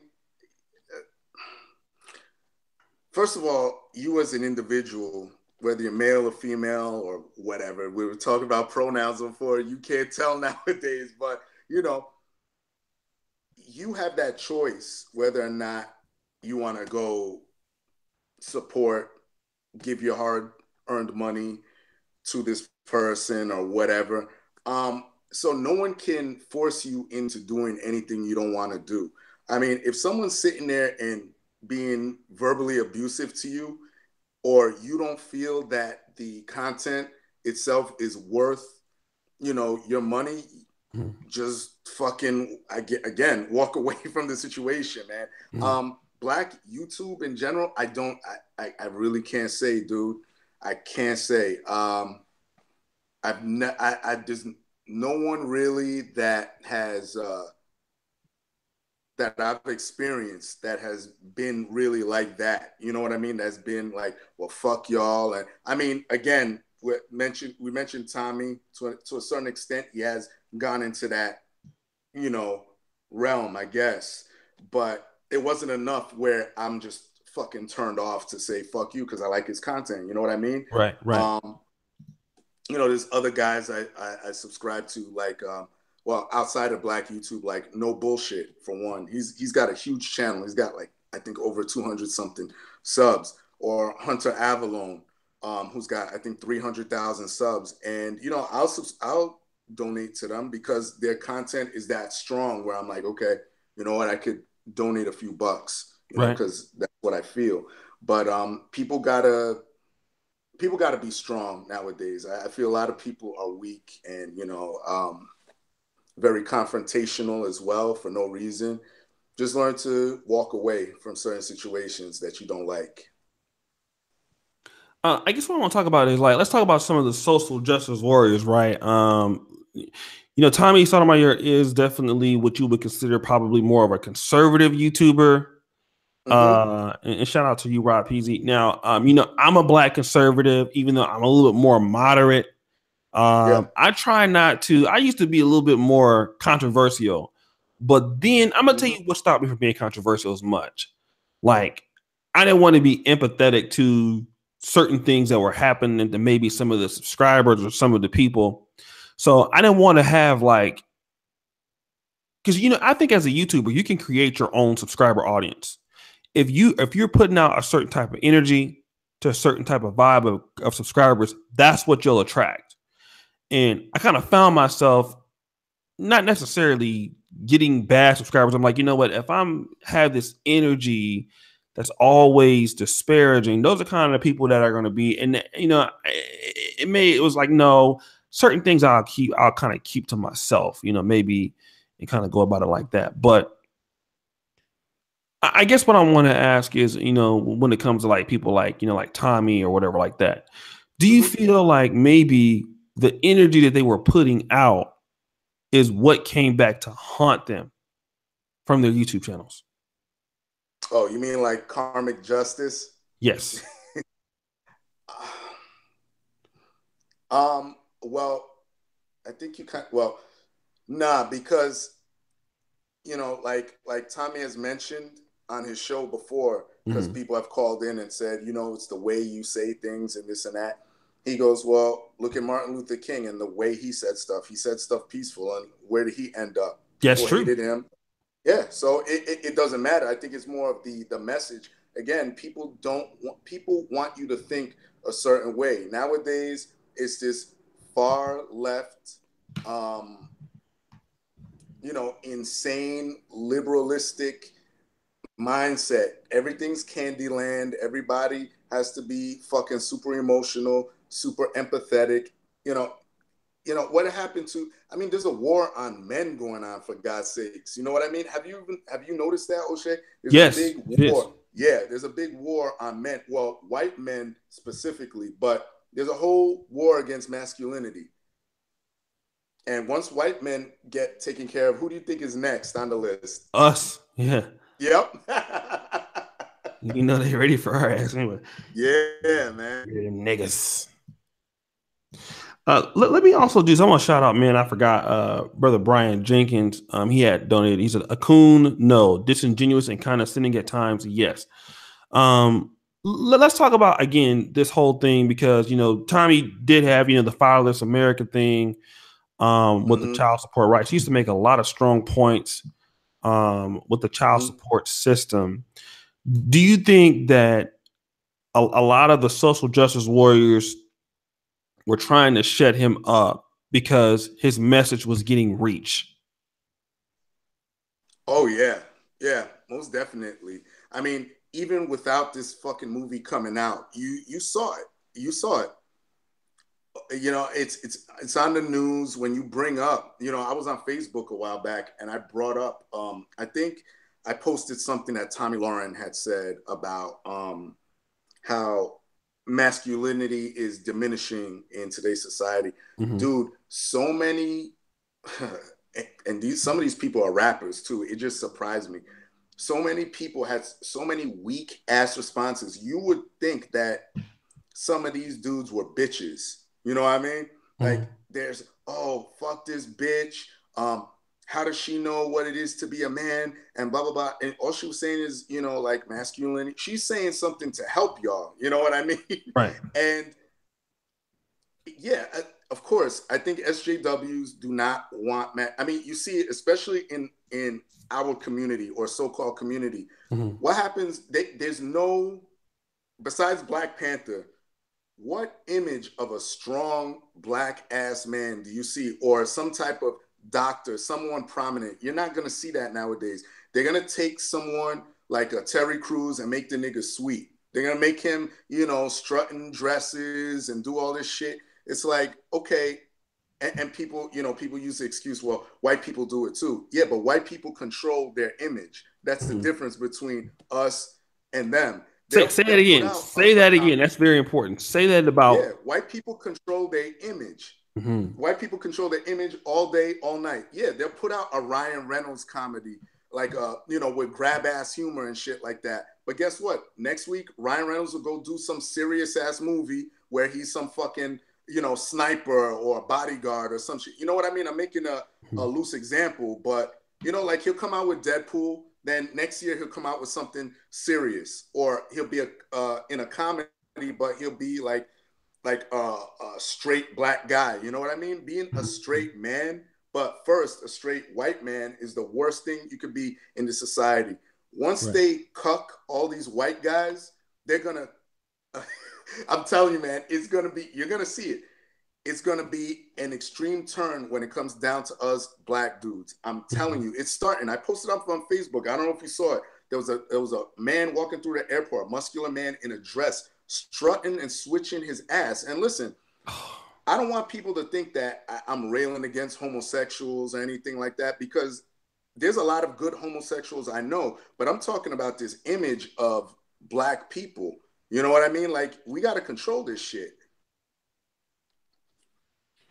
Wow. Let me see. Hold on. Somebody's let me do this. Let me shout out my brother Maurice Anderson. Good show. Let me just do this other thing too. There was Dima, my boy Dima, who's my editor. For those of you who watch the Black in Poland vlog series, he's in Russia, so he was in here in the chat a little bit earlier. Shout out to Dima. He's been editing Black in Poland vlog for over a year now. So we have a new project that we're going to be doing with Wode Maya. Hopefully, the Ghanaian YouTuber that's in China, he's doing a really good job there. So I want to give a big shout out to Dima. He's really helped me bring up the vlogging situation. Shout out to brother Ant James. So if you guys know who Dima is, just if you ever see him, just on Instagram or on the YouTube chat, just so what up, Dima. He's a part of the family too. I need to hire him. I'll give you his information, Afro Programmer. If you need, just email me at planetoshay@gmail.com. I'll definitely hook you up with him. Let me talk to you more about these social justice warriors, man. And we know we got to kind of weigh in on this now. I'm from Sacramento, California, and obviously, there's a Stephen Clark shooting that has happened. It was supposedly a young black man that was vandalizing some cars. And he was, kind of driving, kind of running from the police, and they told him to surrender for whatever reason. They thought he had a gun. They shot him. And then, so you have like the Black Lives Matter guy out there, and Black Lives Matter is really just doing a whole bunch of stuff, man. And the social justice warriors are just really putting the blame on the police. What's your take on the social justice warriors and how they're affecting black people or just people in whole, as a whole? Well, that topic where the brother was shot, I'm not going to speak on that because I don't know the ins and outs of that. So let me just leave that alone. But it is unfortunate that another black man is shot. I don't know the ins and outs, so I can't say, well, why were you running or what were you doing or whatever. But as far as social justice warriors are concerned, a lot of black people believe that, oh, look at what these guys are doing.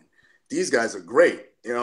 They're speaking up, they're using their platform and this and that. And I just find it funny because, like, we were talking about the brother Malcolm X before, right? And you could look right on YouTube. Malcolm X went after these type of people. Okay. He was a real social justice warrior because he actually went after these liberal-minded social justice warriors. You go look on YouTube. I believe one of the videos is Malcolm X goes beast mode on the liberal. And he's talking about how a lot of white liberals will sit around, they'll jump up in your causes and they want to be the spokesperson for it. Meanwhile, you're in the background. So how does that make you look? And what does that say about them? That's why I tell people that they're the real racists, because they're actually being paternalistic to you. Yeah, they're infantilizing you. Yeah, you get what I'm saying, right? It's like, no, it's okay. I'm gonna speak for you. No, nigga, let me speak. I'm the one that's getting shot at and this and that. I'm able to speak. You know what I mean? So I just laugh when I see people on Facebook and they'll post shit by Nancy Pelosi or all these fucking people, all these social justice warriors, Antifa, they're all usually rich, uppity, most of them white, that they just want some type of substantial feeling in their lives. So they come up to you and they're like, well, I'm going to head your shit. I'm going to run your shit for you. And, where does that leave black people? It leaves you in the back once again. You know what I mean? Even though I disagree with Black Lives Matter, well, let me say this. I was with them when with their initial inception. I've said this on my channel. When they first came out it was an honorable cause, because nobody wants cops abusing their power. You know what I mean? Nobody wants cops to just randomly shoot people for no reason. Mm-hmm. All right? But when you start having these fucking antics, you know what I mean? Mm-hmm. All this clown shit, this fuck shit that you're involved in. Then you got George Soros funding your shit. Nah, I'm sorry. Nah, man, I ain't fucking with that, man.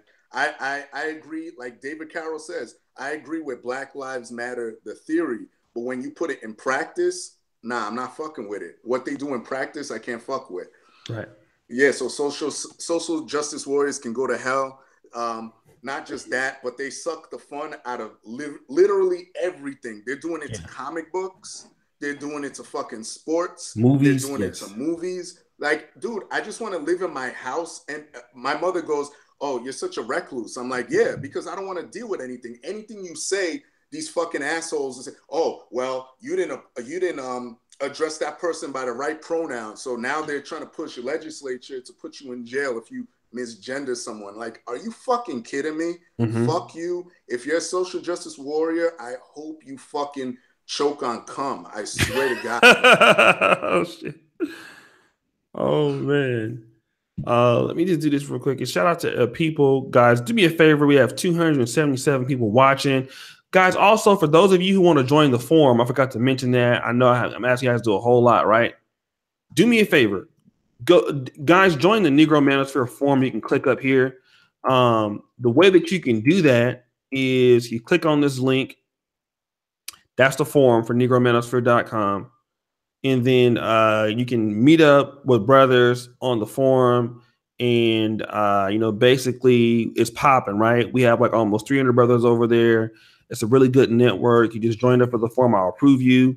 It's one of the things, like I said, when you guys donate or super chat over here, that's one of the things that we have. It's a network that we're, doing over there. So brothers, subscribe to the forum. We have good topics over there. We have finance over there. We have a simp cemetery.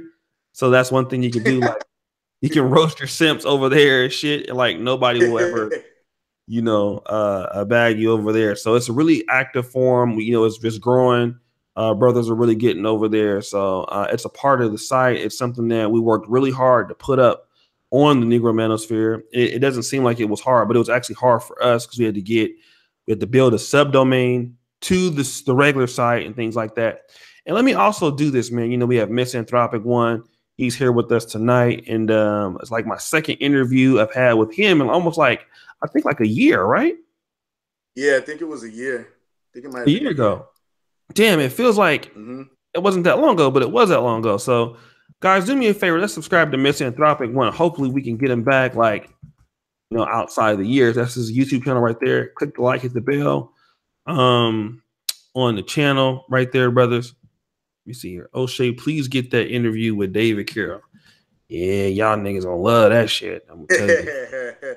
That shit, I'm telling you, that shit is gonna be fucking wild, man. That shit is going to be crazy. I wish he let me produce one video for the rabbit hole. I promise you I will go in. Yeah, if he just says, give me a rabbit hole video, I'm gonna go in on you niggas. Yo, you ever listen to them rabbit holes? What? Oh my man, I'll stay listening to the motherfucking rabbit holes, man. I can't believe he be saying half the shit he be saying. Dude, let me tell you something. There's guys that I'm into that I hold so high in regard, besides you and the usuals. But lately it's been like Ben Shapiro, Jordan Peterson. I don't know if you watch them two guys. You watch them? I've heard of Ben Shapiro. He's a conservative Jew, right? Yeah, him. He's ridiculous. But Jordan Peterson, there's certain people in life that you can't say anything to them with their intelligence is just so great that you're just like, fuck, like, what am I gonna say to these guys? You know what I mean? Mm-hmm. David Carroll is one. Yeah, he's one of those motherfuckers, man. Yeah. I love him, man. Dude, I mean, I'm just listening to rabbit holes. I'm just like, fuck my life, dude. How do you argue with this shit? No, you can't. You can't argue with it. It's just too much truth at one time, man. I'll just be by myself, cracking the fuck up, And sometimes I'll be at my mom's house, I'll be chilling, and I'll just be listening, and I'll just be crying. And she's like, "What is this?" And I'll be playing it for her. She goes, "Oh my God, who is this guy?" But she agrees with him. My mother's African, so oh yeah, her she's mindset definitely is a gonna little agree. bit. Yeah, she understands what he's saying. You know what I mean? Right. So she even listened to. We're talking about Tommy. She listened to him too, and I had an aunt listen to him, and they were both like, "Yeah, he's right." You know what I mean? So. Yeah, David Carroll. My mom, like my mom and my dad hates David Carroll. Because my dad is a liberal. My mom's Right. liberal. They're both Democrats. So, Right. my dad, man, he called David Carroll's all type of name. Man, fuck that nigga. Yeah. He Yep. Mm-hmm. my dad is completely opposite of me politically. Let me just Right. shout out to Liza Jean. It was an $8 Canadian super chat. Oshay, you are very faithful to the mission of hooking people up to do something positive. I try. I'm telling you, I made a little hint that I'm gonna be done with you niggas by the end of the year. I really mean that. So yeah. So for right now, I'm still here, but as Tommy's taking the exit, I'm like, damn. He ain't got to Yeah. worry about niggas no more. I'm like, bro, like I'm really tired of YouTube my damn self. So no, I'm serious. I think like after this year, I'm Yeah. done. I'm done, nigga. I'm going back to just being, Yeah. what I'm I saying. feel you, man. That's why I've been dropping less and less videos. People are hitting me up. Yo, you got to do this. I'm just burnt the fuck out. I got you. I got my man JD Black. I got to do a video with him. But I'm just fucking tired. I'm tired of dealing with you niggas, like you said. I'm Oh yeah, tired of you weak. I can't be around it. I can't be like David Carroll tired of says. I can't be around weak ass Negroes. I can't do it. I it. can't. It just it brings me down. You know what I mean? Dude, when I was in Uganda, man, I was in Uganda and shout out to Rob Marsh. I was in Uganda last month in February, and I didn't come on YouTube, man. I think it was like Blackest Night and Olu. They were emailing me. They were like, "Hey man, hey, you okay? You coming back to YouTube?" Dog, I was in Uganda, man. I didn't touch YouTube, man. I did one stream on my phone when I was there, and nigga, I liked not being on YouTube, dog. I was there for like almost 12, 13 days, man. I didn't want to do the YouTube. Right. And in April, you niggas is out of luck because when I get up out of here in April, nigga, I'm not coming back till May. Shit, I'm tired of y'all. Like, you don't Yeah. know, I nigga. don't. I'm trying to tell you niggas. I Like, don't y'all don't blame you. understand, man. Like, look, I did my part. Well, I put the Negro Manosphere up there. I done gave you niggas the forum. I done organized some shit. Okay, now that's my contribution to the community. I'm getting the fuck away from y'all niggas. I'm serious, and Right. I'm tired of this shit. I'm Yeah. like, look, man. It's not just here too. Dude, I've taken a little break off of Facebook, and I love it because there's just so many fucking soft ass people posting bullshit. Oh my God, my life is over. Yeah, Trump man. is in the White House. Woe is me. Like everyone is fucking pussy. Everyone's bitch. I'm just tired of it. I'm just like, you know what? I can't be around y'all, man. I can't. I can't do it. And it feels good not being on Facebook. You know what I mean? Yeah. Sad to say, because, you would have asked me maybe 2 years ago, I would have always been on there. As a society, it was a phenomenon. We were attracted to it. We have our faces buried in our phone all the time and all that shit. And, Facebook was a phenomenon. I'm thinking of, by the way, I'm thinking of moving to minds.com because they allow free speech over there. They're not gonna sit here and block you. You could put up fucking videos and do shit like that. Like I was telling you before, my man Sandman MGTOW, the Yeah, he's over there. MGTOW dude, he does videos over there. And what's the other dude that I like? I think Sticks Hexenhammer is over there, 666. I think his ass is over there. I'm not too sure.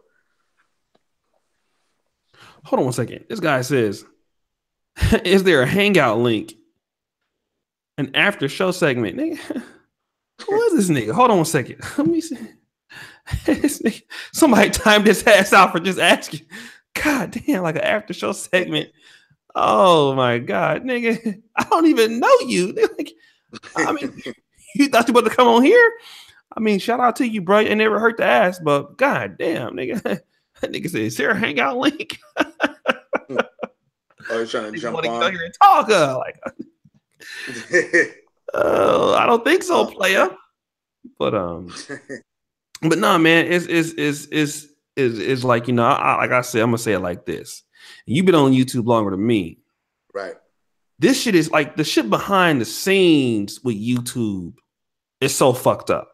You know what I mean? Like, especially if you know YouTubers behind the scenes, there's so many beefs that go on behind the scenes that like might blow up and you trying to calm it down, or this person got an issue with this person or stuff like that. It's a lot of drama behind the scenes that a lot of people don't know that deal with YouTube, like especially in Black YouTube. Black YouTube is the most stressful. You know what I'm saying? Right. Because yes. Anything can pop off, and I'm like in the midst, and I work with a lot of YouTubers, and then this YouTuber all of a sudden don't like that YouTuber, and I'm working with both of them and shit like that. I'm tired of you niggas, for real. Seriously, nigga. Like, if Big Bro wouldn't hit me up tonight about this show, I was not gonna do that shit at all. But I just want to thank the people, man. Blame Trump for everything he exposes the week. Let me ask you this: what changes do you think that we can make, Misanthropik One? Like, how could we make black male YouTube, or just Black YouTube in general, like, how could it be better in your opinion? More interaction like this.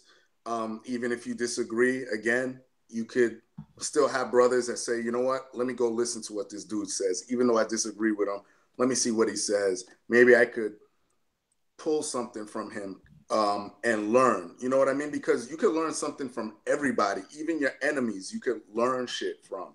You know, that's how you progress. That's real progression, not this shit that SJWs are doing. That's not progression. It's being regressive. I think doing more of that, more networking, less beefing, and that translates into life, especially us as men. We have to have a more solidified stance when it comes to shit, especially our masculinity, I feel, because I'm telling you, it's coming down the line. It's coming down the line, and we see it every day. There's a new fucking bullshit feminist doctrine that they want to feed you. I mean, if it's not Lady Doritos, it's, you know,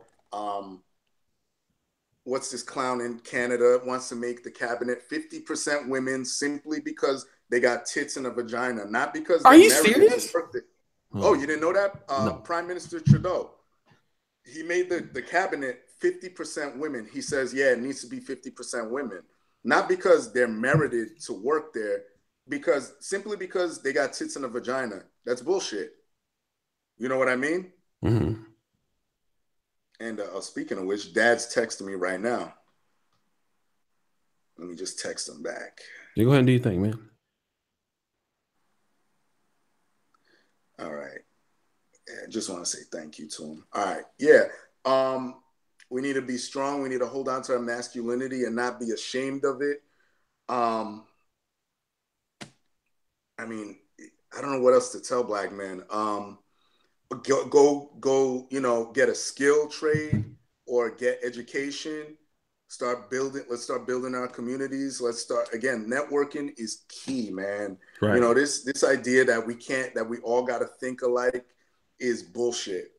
Stop sitting there thinking that we all have to think the same, or else we'll be the most boring race out there. If everyone thought the same, not just Black people, if everyone thought the same, we wouldn't get anywhere. We'd be waking up, we'd be all robots, essentially. You know? You know, and I will, like, I honestly, you know, say that's true. Like, even with the networking, like, you introduced me to Truth Teller, man. He's like, yo, this dude here, man, and he's giving me one of the best shows I ever had in my life, man. The dude is crazy. Yeah, he's been on here a few times. I mean, go ahead. Yeah, you got to. I mean, shit. You gotta get him on more. I mean, but those you made those simply Patreons though, right? Because he goes in, right? I had to because Yeah. because when Truth Teller comes on, Yo, man, that he dude gonna is be so next. graphic with it. He Yeah, gonna Patreon the show within the first 5 minutes. yeah, he's next level, man. Even his own shit like is just ridiculous, man. Yeah, And he don't have a lot of followers or subscribers. That's what pisses me off, man. He says some real shit. he do. He should be up there to me. He be going in. He So be going in. yeah, he don't give a fuck. No, he don't give a fuck at all. And that's the thing. Like even I be in all like, God damn, nigga, did you really say that shit? But shout out to Truth Teller 410. You know, he's one of my favorite Yes. YouTubers and shit. But just that schedules and shit be real different. Like as far like like right now it's like 12:10 here in Poland, and it's like maybe I don't know what time it is in Arizona. But yeah, it's probably about 2 over there. yeah, 2 or 3 or something like that. But I think like the black YouTube, I can't say that it's getting better, but obviously with certain certain people, things can get better. Like I could tell you one thing though before I came to YouTube, I noticed that now the content creators are like maybe a little bit better than they were before. Like people like Donovan. You got people like well, I think the content of black YouTubers now and black male YouTube, the content is more diverse than what it used to be. Right. That I Yeah. have noticed. I've noticed that. Yeah, But yeah, because it's not how do I say? I don't want to say, I guess for lack of a better word, I guess in fear of what could possibly happen, it kind of pushed brothers into territory where, they could become more diverse right, and get on subjects that they may not have wanted to touch before, and right, that's actually a good thing. You know, a lot of people look at fear like a bad thing. No, that can actually push you into shit. And in this case, look, if Donovan Sharp, who's a great YouTuber, shout out to him, yeah, if he goes into other territory that gets him more subscribers, more views, more power to him. That's what I think. You shouldn't. I mean, like with me, I delved into that for a little bit, and I still will talk about black women if it's something that you can't avoid. But I'm not going to concentrate on that shit. no, you can't Because to my videos and prove my point. You know what I mean? Just sit right. there and say some ignorant shit instead of just dealing with the content of my argument. And they're never gonna do that. Like that's one thing Yeah. about dealing with black women on YouTube. You can't give them a fair criticism. Yeah. You can't give them a balanced criticism. They're automatically gonna say that you hate them, that you are a black woman basher. So to me, I don't even see what's the point. You know what I'm saying? Like, why even address them? Right. Because they're gonna, then they're gonna flag your videos. If any way they can get you, they're going to get you. No doubt about it. Like, once you get on their radar, ain't no coming back off that shit. Yeah, man. Yeah. Even But though it's funny, like I'll say, like some of my favorite black revolutionaries were women. One of my favorite ones is Madam C.J. Walker. She's a black woman, and she proved that even in a time where adversity was in her face, she still proved that, listen, I'm still going to do me. I don't give a fuck what's out there. One of her quotes is one of my favorites. I want to get that shit tattooed on me, where she says, I never wait for opportunity. I created my own opportunity. right. And I love that because it's so relevant, for today, because we're in a better position than we were when she was alive. Meanwhile, you act like you still disenfranchised. So Yeah, that's true. I love her for that, Let me read out Maurice's out of the Bay Area. I have a coworker that pulled out her 401k because Trump got elected. The triggering is real. It's a sign. It's a sign of the times. Yeah, that's funny shit. But someone else left a comment too, a super chat. I think you read it, where he goes, Trump being president exposes the weak, and that's the best thing about him being president is you see who the fuck these weak ass motherfuckers are. Yeah. I would not take these people with me if I had to go like hunt someone down or do this and that. These motherfuckers would break a nail and they curl up in a ball and fucking start crying and this and that. It's like, come on, man. I get some of the policies you may be upset about, but no one wants to discuss policy. Everyone wants to discuss their feelings. Feelings ain't gonna do nothing for you. They're not, especially you black men out there. Stop being fucking emotional. Please, I'm begging you, stop being emotional. It just is not a good look. It really isn't, man. Nah, it's not a good look at all. And definitely that. We have 230 people watching. So let me just see how many of y'all, let me do this real quick, Misanthropik. How many of y'all have subscribed to my brother Misanthropik One or need to subscribe? Press 1 if you need to subscribe. Let me see here. Because if you haven't, click that link below. Need y'all niggas to click that link and hit the bell. Not now, but right now. We still got 240 people watching. So, brothers, go ahead and subscribe to Misanthropik One, man. Like I said, he will flip you off before the video starts. Yes. Just get what up, Dark Man. Been sub. Okay, a lot of y'all. Okay, so guys, Levon, go ahead and subscribe to him. Hit the bell. Dark Man, hit the bell. And guys, who is he, Oshay?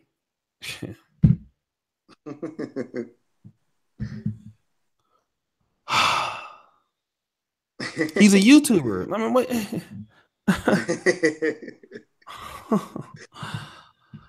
Oh my God. Okay. So you guys know how it is, man. Yeah, subscribe to my brother, man. Subscribe. Good to see you guys, man. Go support his channel. He's somebody I was watching on YouTube before I kind of got on there. So big shout outs to him and everything like that. I don't know. Is there anything else that you wanted to touch on? Dude, man, my head is killing me, man. Just thinking about the social justice warriors gives me a fucking headache, dude. It really does. I don't know, man. Could go on with social justice warriors. There's so much with those motherfuckers. Yeah, like I said, they're infecting everything. There's a guy I'm subscribed to on YouTube. His name is Diversity in Comics. Great YouTube channel. He exposes these dudes, especially at Marvel Comics. And he talks about how the far left, how Marvel and all these companies are hiring far left ideologues, and they're putting them into the stories. Like, for example, they made what's his name? Iceman from X-Men. They made him gay. After all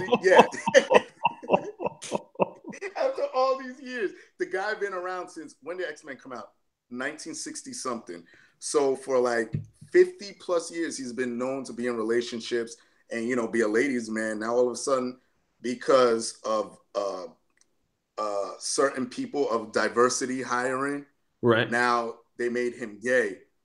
And you got to watch his channel, dude. His channel is hilarious, and people try to do the same thing, call him a racist and a homophobe. And he goes, dude, what are you talking about? He goes, I don't hate gay people. I don't even mind gay characters. It's just that you're selling a sexual identity. You're not selling a story.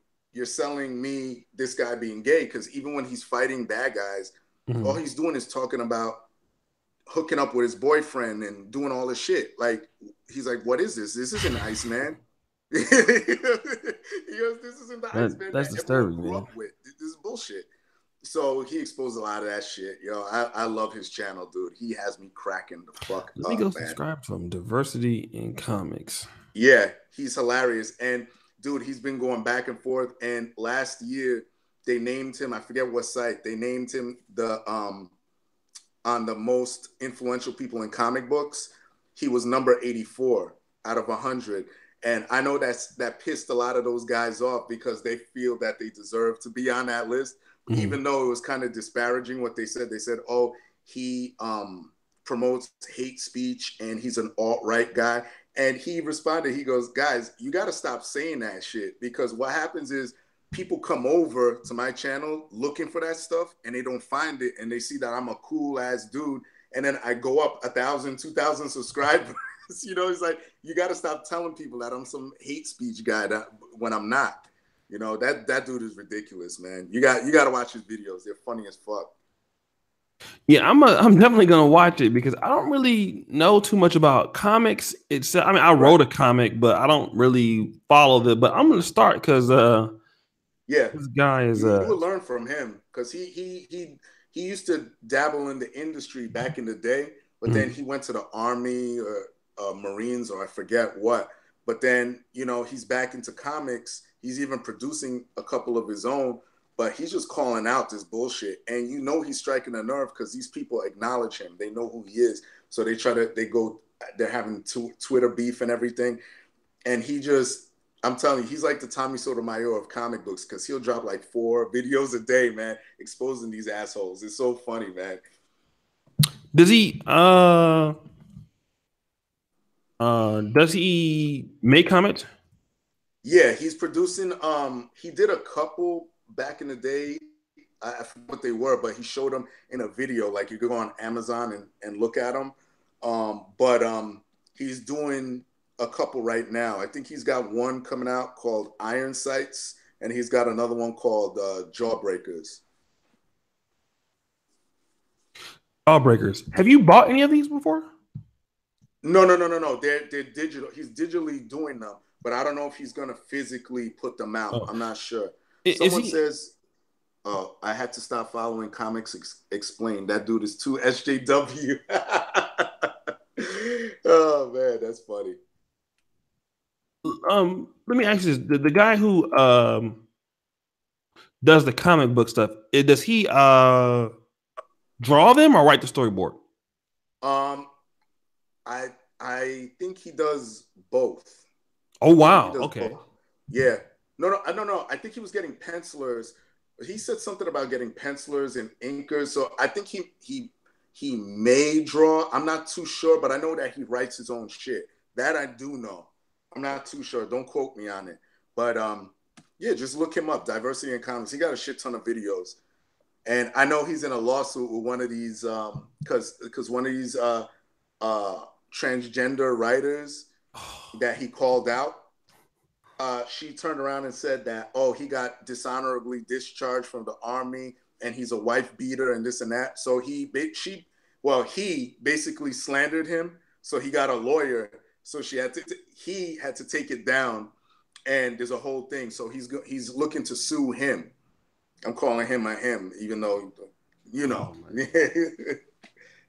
it's crazy that we're even having to deal with stuff like that, man. That's just ridiculous. I'm telling you, bro. It's ridiculous. It's ridiculous. Let me see here. All right, so let me read any other names here. Let's see here, guys.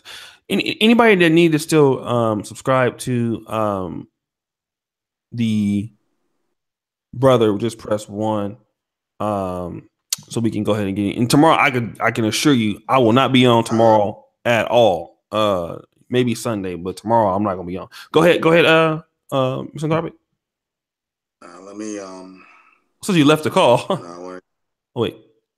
No, I wanted to get rid of that nigga Mark Simmons. What, he's in the chat? Yeah. Fucking I'm telling you, man, motherfuckers out here, they just prove people's points without you even having to lift a finger, man. Let me see, Mark. Yeah, you got people begging you not to leave, dude. I'm out. You know, the thing is, look, man, look, I'm gonna just keep it like this. I never came on YouTube to be no permanent YouTuber or nothing like that. You know what I mean? I was here, and I could just say like that. Like the kind of the fire is kind of like went out. The flames kind of went out a little bit. So I'm definitely gonna take a bigger, probably like a definitely a big break in April, and I'm gonna kind of probably gonna do that. But I just wanted to, I like YouTube. It's been cool, but definitely it's not like I'm not here to be a YouTuber. Like there are other things I want to do in my life, and there's a lot of stress that comes along with YouTube. You know what I mean? And especially if I was just YouTubing and that was all I was doing, it would be different. But if YouTubing, you got the site, I have the comic, you have the forum, you have managing people, the projects, you have an article coming out every day and stuff like that. And then you have your own personal things. That all takes a toll, you know what I mean, and stuff like that. So, and then, whatever. But I think, at some point I'll, leave YouTube altogether. But, I think at least for another year, I'll be rocking and doing shows and stuff like that. And I've liked it. It's been cool and everything. But yeah, we're gonna do some interesting things. Some contests, some fun things.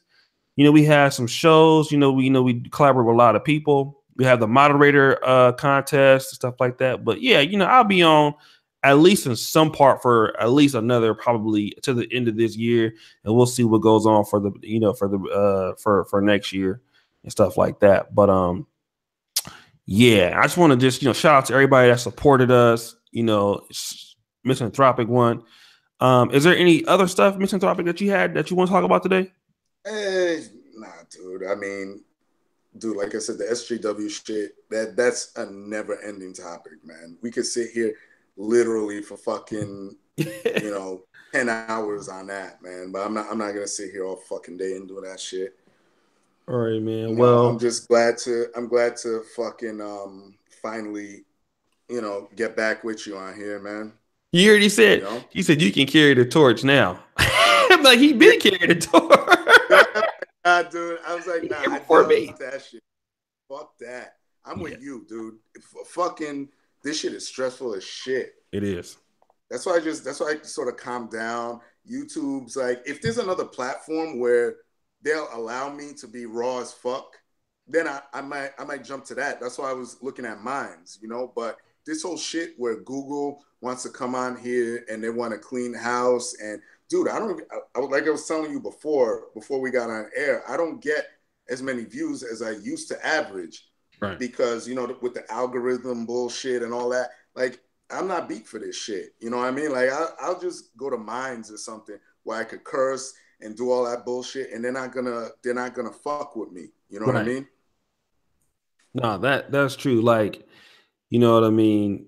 It's a lot of work putting together, even shows or editing vlogs or editing videos or doing stuff like that. It's a lot of work that goes into maintaining a channel. And like me, I have like more than one channel that has to have content put on it. So, yeah. So like I said, I got like another year, and you know what I mean? At least for me, because I was ready to quit this shit. To be personally honest. In Uganda, when I was there and I came back, I was like, I don't like this YouTube shit for a while. Dude, I'm telling you, brothers, man. Shout out to Mad Bus Driver X. Save yourself, black man. Get yourself a fucking passport. Yeah. Get out of your situation. Please and just go look. Go see how other people live, man. I'm telling you, man. When I was in DR, forget it, dude. But I want to go, like I was telling you before, I want to go to Medellin. I want to go to Esmeralda in Ecuador. I want to do Costa Rica, Panama. I got to get away. U.S. is just too weak for me. It's too much. Oshay, right. You don't know. I'm really dying inside. You know what I mean? I'm just being pulled apart. I can't do it. Simply Deep says, what do you think of Daily Motion? I don't know if it's really popping off like that. I know Minds is definitely they are openly libertarian. They don't block nobody, and they put that at the forefront. So that's why I'm looking at that. And what's the Twitter one? Gab is the Twitter one. They're the ones that don't block people. It's called what now? Gab, Gab, GB. Gab AI. It's a Twitter. It's like the antithesis to Twitter. You know what I Oh, mean? okay. Like it's the opposite of Twitter, where Twitter is more liberal and this and that. If you go on there, they don't care what you are. They're not gonna block you. You know what I mean? Like if you put up certain posts, they're not gonna block you. Okay. Like unless you're threatening violence or some shit. Okay. Yeah. So yeah, I heard Twitter be getting in, but is it? Let me go ahead. So guys, it's like 12:29 here. After this show, I'm gonna go walk and get me a hot dog in the snow because McDonald's, because I got some food in there. I feel like cooking or anything, man. But is there anything else, man, that you wanted to weigh in on before we get up out of here? Nah. Well, Moyo Moreno, I totally agree with you there. A black man should travel and see other women from different countries. You'll never view American women the same, especially African American women. Listen, well, I'll say this. Fuck. I'll say westernized women. Westernized women cannot. I can't fuck with them. No, can't fuck with westernized women, man. Can't do it. I was just dealing with one that kind of like a long distance thing, which I'm already against. But I said, you know what? I got to have an open mind. And just something happened the other day where I was just like, you know what? Nah, I can't do this. I'm telling you, you go to the DR, I'm more prone to Spanish women because they know how to treat a nigga. You know what I mean? Like you go in, they're cooking, doing all this extra shit. I love it. You know. But yeah, get out of the US, please. Go to Europe. Go even to Africa, certain parts of Africa. Go to Australia. Just go see Japan. They love brothers out there, from what I hear in Japan.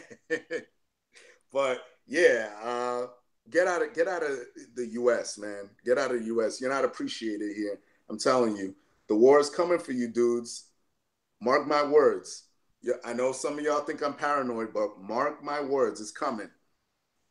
But yeah, and let me shout out, of course, you, Oshay. Thank you for letting me jump on your platform. You know, I love you and everything.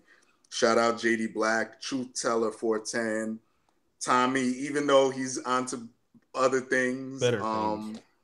Fuck. Who else? Diversity in Comics, a bunch of fucking dudes. Oh, unadulterated RA shit. Fuck me. Shit. Solo TV 84. My God, how he get mad if I TV 84. Yeah, I know I gotta do some shit with you. And Andrew Samuels, another dude I gotta do shit with. Yeah, Andrew, he's on here too the other day. Oh, he what? See, I must have missed that shit because he was on here like last week. Like, the video has like 8,000 views. Okay, yeah, I must have missed that one. He was telling me, he's like, "Yo, dude, I gotta get you on." Blah blah blah. I'm like, "Okay, yeah, I know. I didn't forget you, bro. Don't worry, man. But I just been chilling because I'm just so tired of this YouTube shit. Honestly, man. Oh, Sam Prince says some black guy. Yes. Yo, he's funny as fuck. Yeah, he's the shit, truth, dude. I love that shit. dude. He's the truth. Yeah, some black guy is dope. He be killing shit, dog. People can. He was one of the dudes going in with Tariq Nasheed. Yeah. Yeah, he was. Yeah. He just went in on him again on his newest single that he had. Oh yeah, that song is hilarious, dude. Dude, are you kidding me? Like, nah, I don't even want to go into that. Fuck that.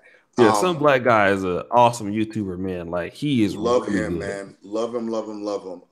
Super good YouTuber. Shout out the rappers that support me on the low, but they can't be named because they'll be blackballed because of the beliefs.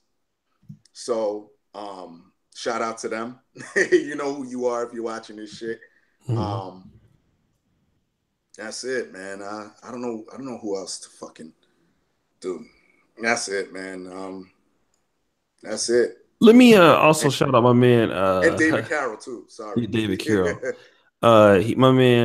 He shouts out my man. Hold on a second. I can't read. Matty Ghost. He says, "How many people have $100 super chats on the regular?" Thank you, brother Matty Ghost. Look, because you be putting them in there.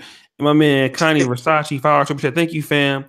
Good to see you, brothers. Before we go, man, join the forum, right? And that's for everybody that's super chatted. Like, if you have not, one last thing, right? Few things. If you have not got any of the free ebooks or the comic from the negromanosphere.com, drop your email in the chat. Okay. That's our gift, you know what I'm saying? Because brothers believe in what we're doing, whether that's Misanthropik or the brother that just donated. We try to want to give back.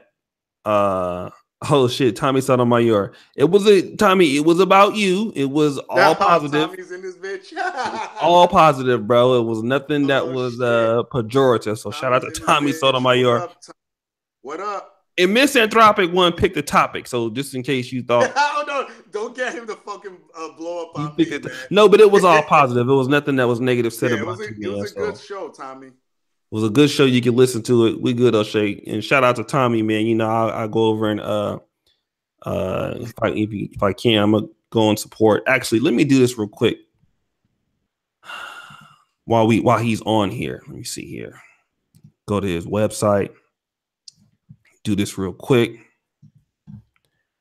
Since let me do this real quick. Damn. Tommy Sotomayor TV. Because fuck.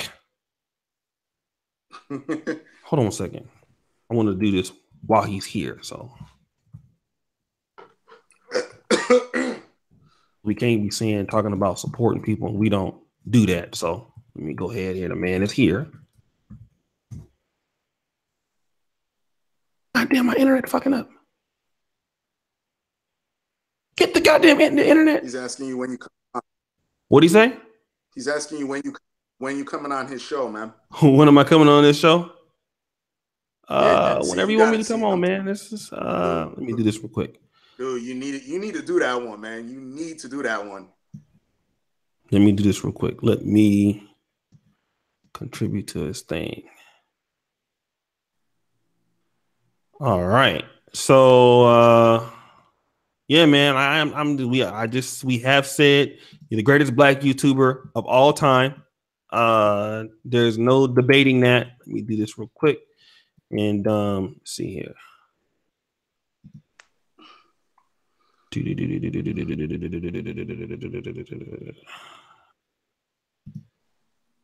Oh, do this real quick.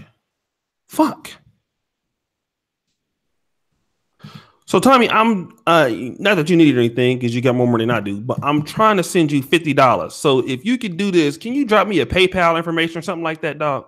Because this shit is hard to do on your site for whatever reason. So how can I do this? You know what I mean? How could I do this, man?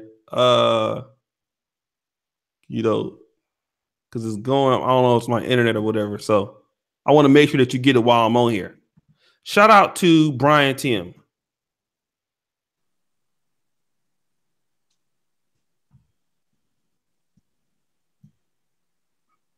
Soto Fund Me. Okay. How can I do that? Oh, I'm on Soto Fund Me right now. Okay, let me see what's going on here. All right, you talk to people, man, while I'm doing this. All right, I'm gonna take myself off the hangout. He says it's not letting him put the link. Okay. It's not letting him put the link. Okay, could you wait a minute?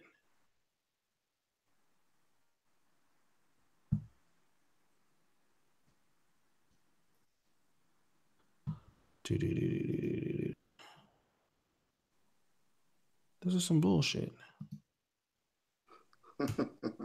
All right, you talk to them while I'm doing this. All right, I'm gonna take myself off before I want to do this before I forget. Not forget, but let me just you talk to them in the chat while I'm donating to Tommy. Okay. So you want me to stay in the chat? Yeah. You talk to everybody else. Jesus Christ, you're leaving me in charge. Yo, could y'all see me in there?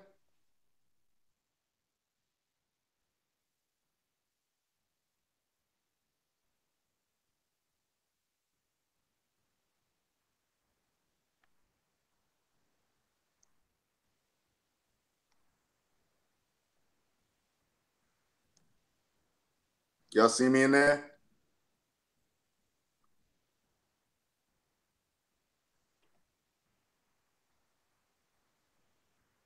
All right. What do you want to talk about, man? Yo, hit me up in the fucking chat since I can't talk to you. You want to do SJW shit? Because that fucking will get my blood boiling. Nah, Vincent, not at all. Nah.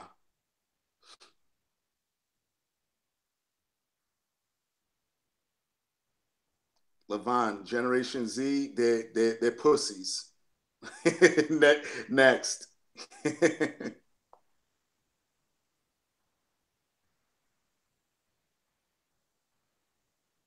Tommy's videos are on Twitch TV.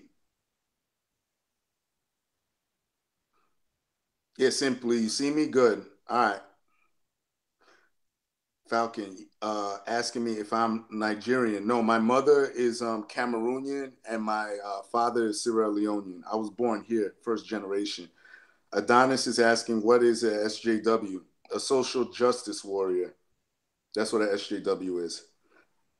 Sam Price, just sub to your channel. Definitely watching your vids when this is done. Thank you.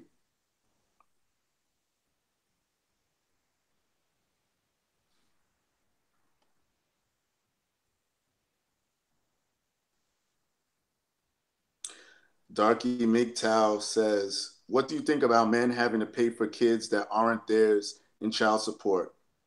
I think that's bullshit. I think that a lot of men get shafted when it comes to child support. I think that's blatantly obvious, but we have a bunch of people within legislatures, males, that are cucked up and that are simps and white knights. That's why that's the way that is. Clockwork says, what part of NJ? I'm in Central.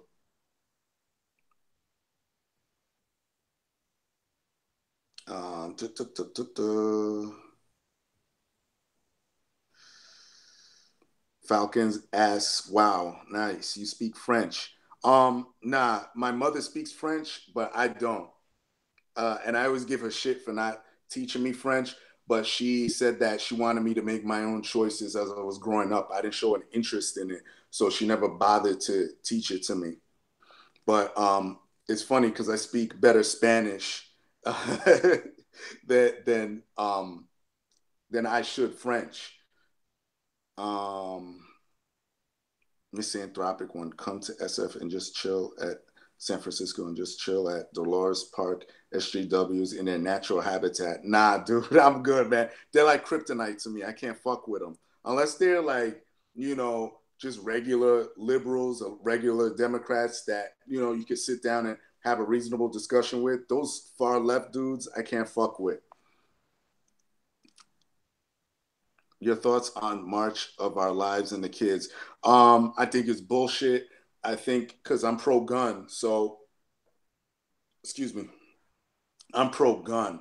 So this idea that you got celebrities that are doing as they're told, or they want to substantiate their lives or virtue signal and run around and say guns are the problem, I think is fucking bullshit.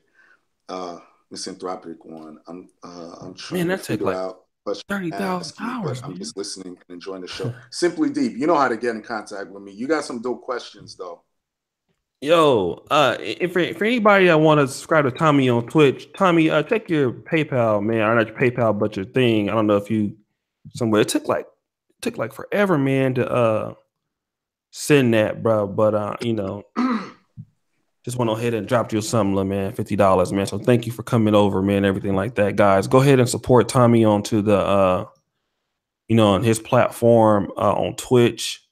I'll sign up for the Twitch also today and watch you over there. Lady Yo-Yos, yes. Yeah. I still study Spanish every day. Yeah, it took like 95 years. I'm like, God damn, nigga, what the fuck? So shout out, nigga. It took like 2029, nigga, to send that. I could have walked that money over to you quicker than it took for it to go through there. Shit. But shout out, man, to everybody. Oh, if Tommy is in here, if you want to tell everybody your shows, bro, like what time your shows come on Twitch, we will be able to let everybody know. So for those people that want to subscribe over to, and I'll subscribe over it on this Twitch. I was gonna do anyway. Let's go ahead and do that because I just didn't know how much it costs. But I think there are several different plans. God damn, hold on. White boys are talking shit. All right, let me see what he's saying here. Doing the show tonight, 9 p.m. Eastern time. Email me the receipt that you signed up for on the site, and I will upgrade. What is the actual email? I think it's TJ at Your World My Views. TJ at Your World My Views.com. Yeah, I think so. I think Elite Class put it in there. What is it? Yeah, wait, hold on. Let me see. Yeah, he said that. That's what Elite Class Trucking said. Well, let's see if Tommy got another one.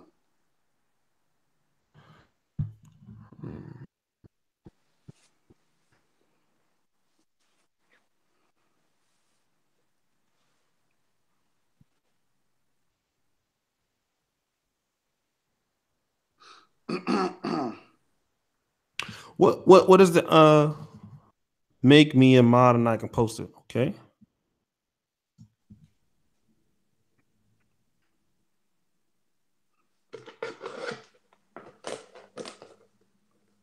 Let me throw this in the garbage real quick.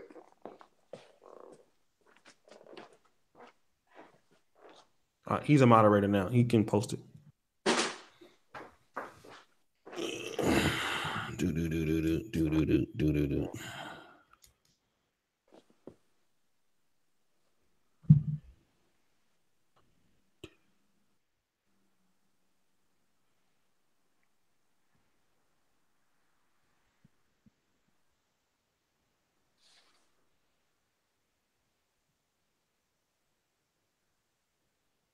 Okay, so TJ at yourworldmyviews.com. All right.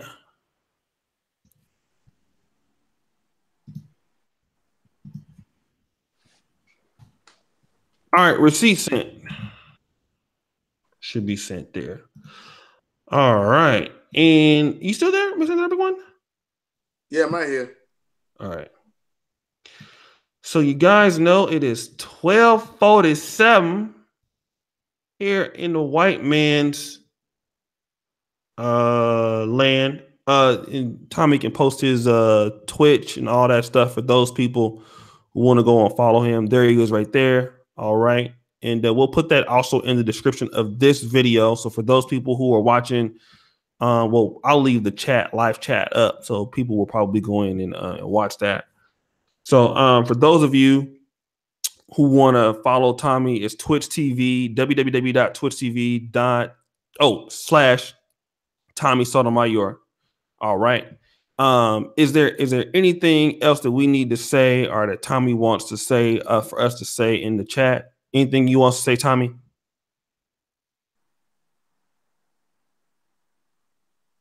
All right. What about you, Misanthropik One? I am good. Yeah, listen, hey, dude, this is somewhat epic right here. This is a good way to end it. It's a good way to end it. Here, you know, this is good shit, man. Brothers coming together, like someone mentioned. This made my day. This is all I asked for. You know, all of us coming together, have a good discussion, and you know, that's it, man. I'm glad that you got this platform for us to bullshit on. You know what I mean? Well, it's definitely bullshit, but I'm telling you, I'm following him. See, well, the thing is, when I get ready to quit, I'm done. Shit, I'm taking my. I'm tired of these niggas over here, man. Black YouTube. I'm tired of niggas, man. I'm right there with you, man. Look, I'm nigga. So right there with you, my man. When I was in Africa last month, nigga, I was in Africa last month, nigga. The last thing I was thinking about was coming on here talking to one of these motherfucking niggas. And I'm going back to Africa next Friday. and I'm gonna be over there playing the drums, nigga. I'm gonna be swinging on trees, all type of shit. I'm gonna be, Africa's nigga. beautiful, man. I'm Yeah. telling you, a lot of people have this idea of like it's only lions and bears and shit like that. I'm like, nah, that's like darkest Africa. There's beautiful places in Africa. Yeah. So, like I said, I had a good, there was a lot of big ass booties out there too. So I was thirsty. Shout out to Visory, good shit. O'Shea, can't wait to see the one with Tommy. All right. And again, thanks Tommy for coming in here. Thanks for everybody supporting. Like I said, I had my dishes, the differences with Tommy before, but nobody can, say that he ain't the best black YouTuber that, in this particular side of YouTube, and there'll never be another person like him. And thanks again, Misanthropik One, for coming out to the show, man. I really appreciate it. I'm about to get up out of here and get me a hot dog, walk around in Poland. You tricking in Africa too? Damn, man, I can't stop tricking. I love it. It's fun.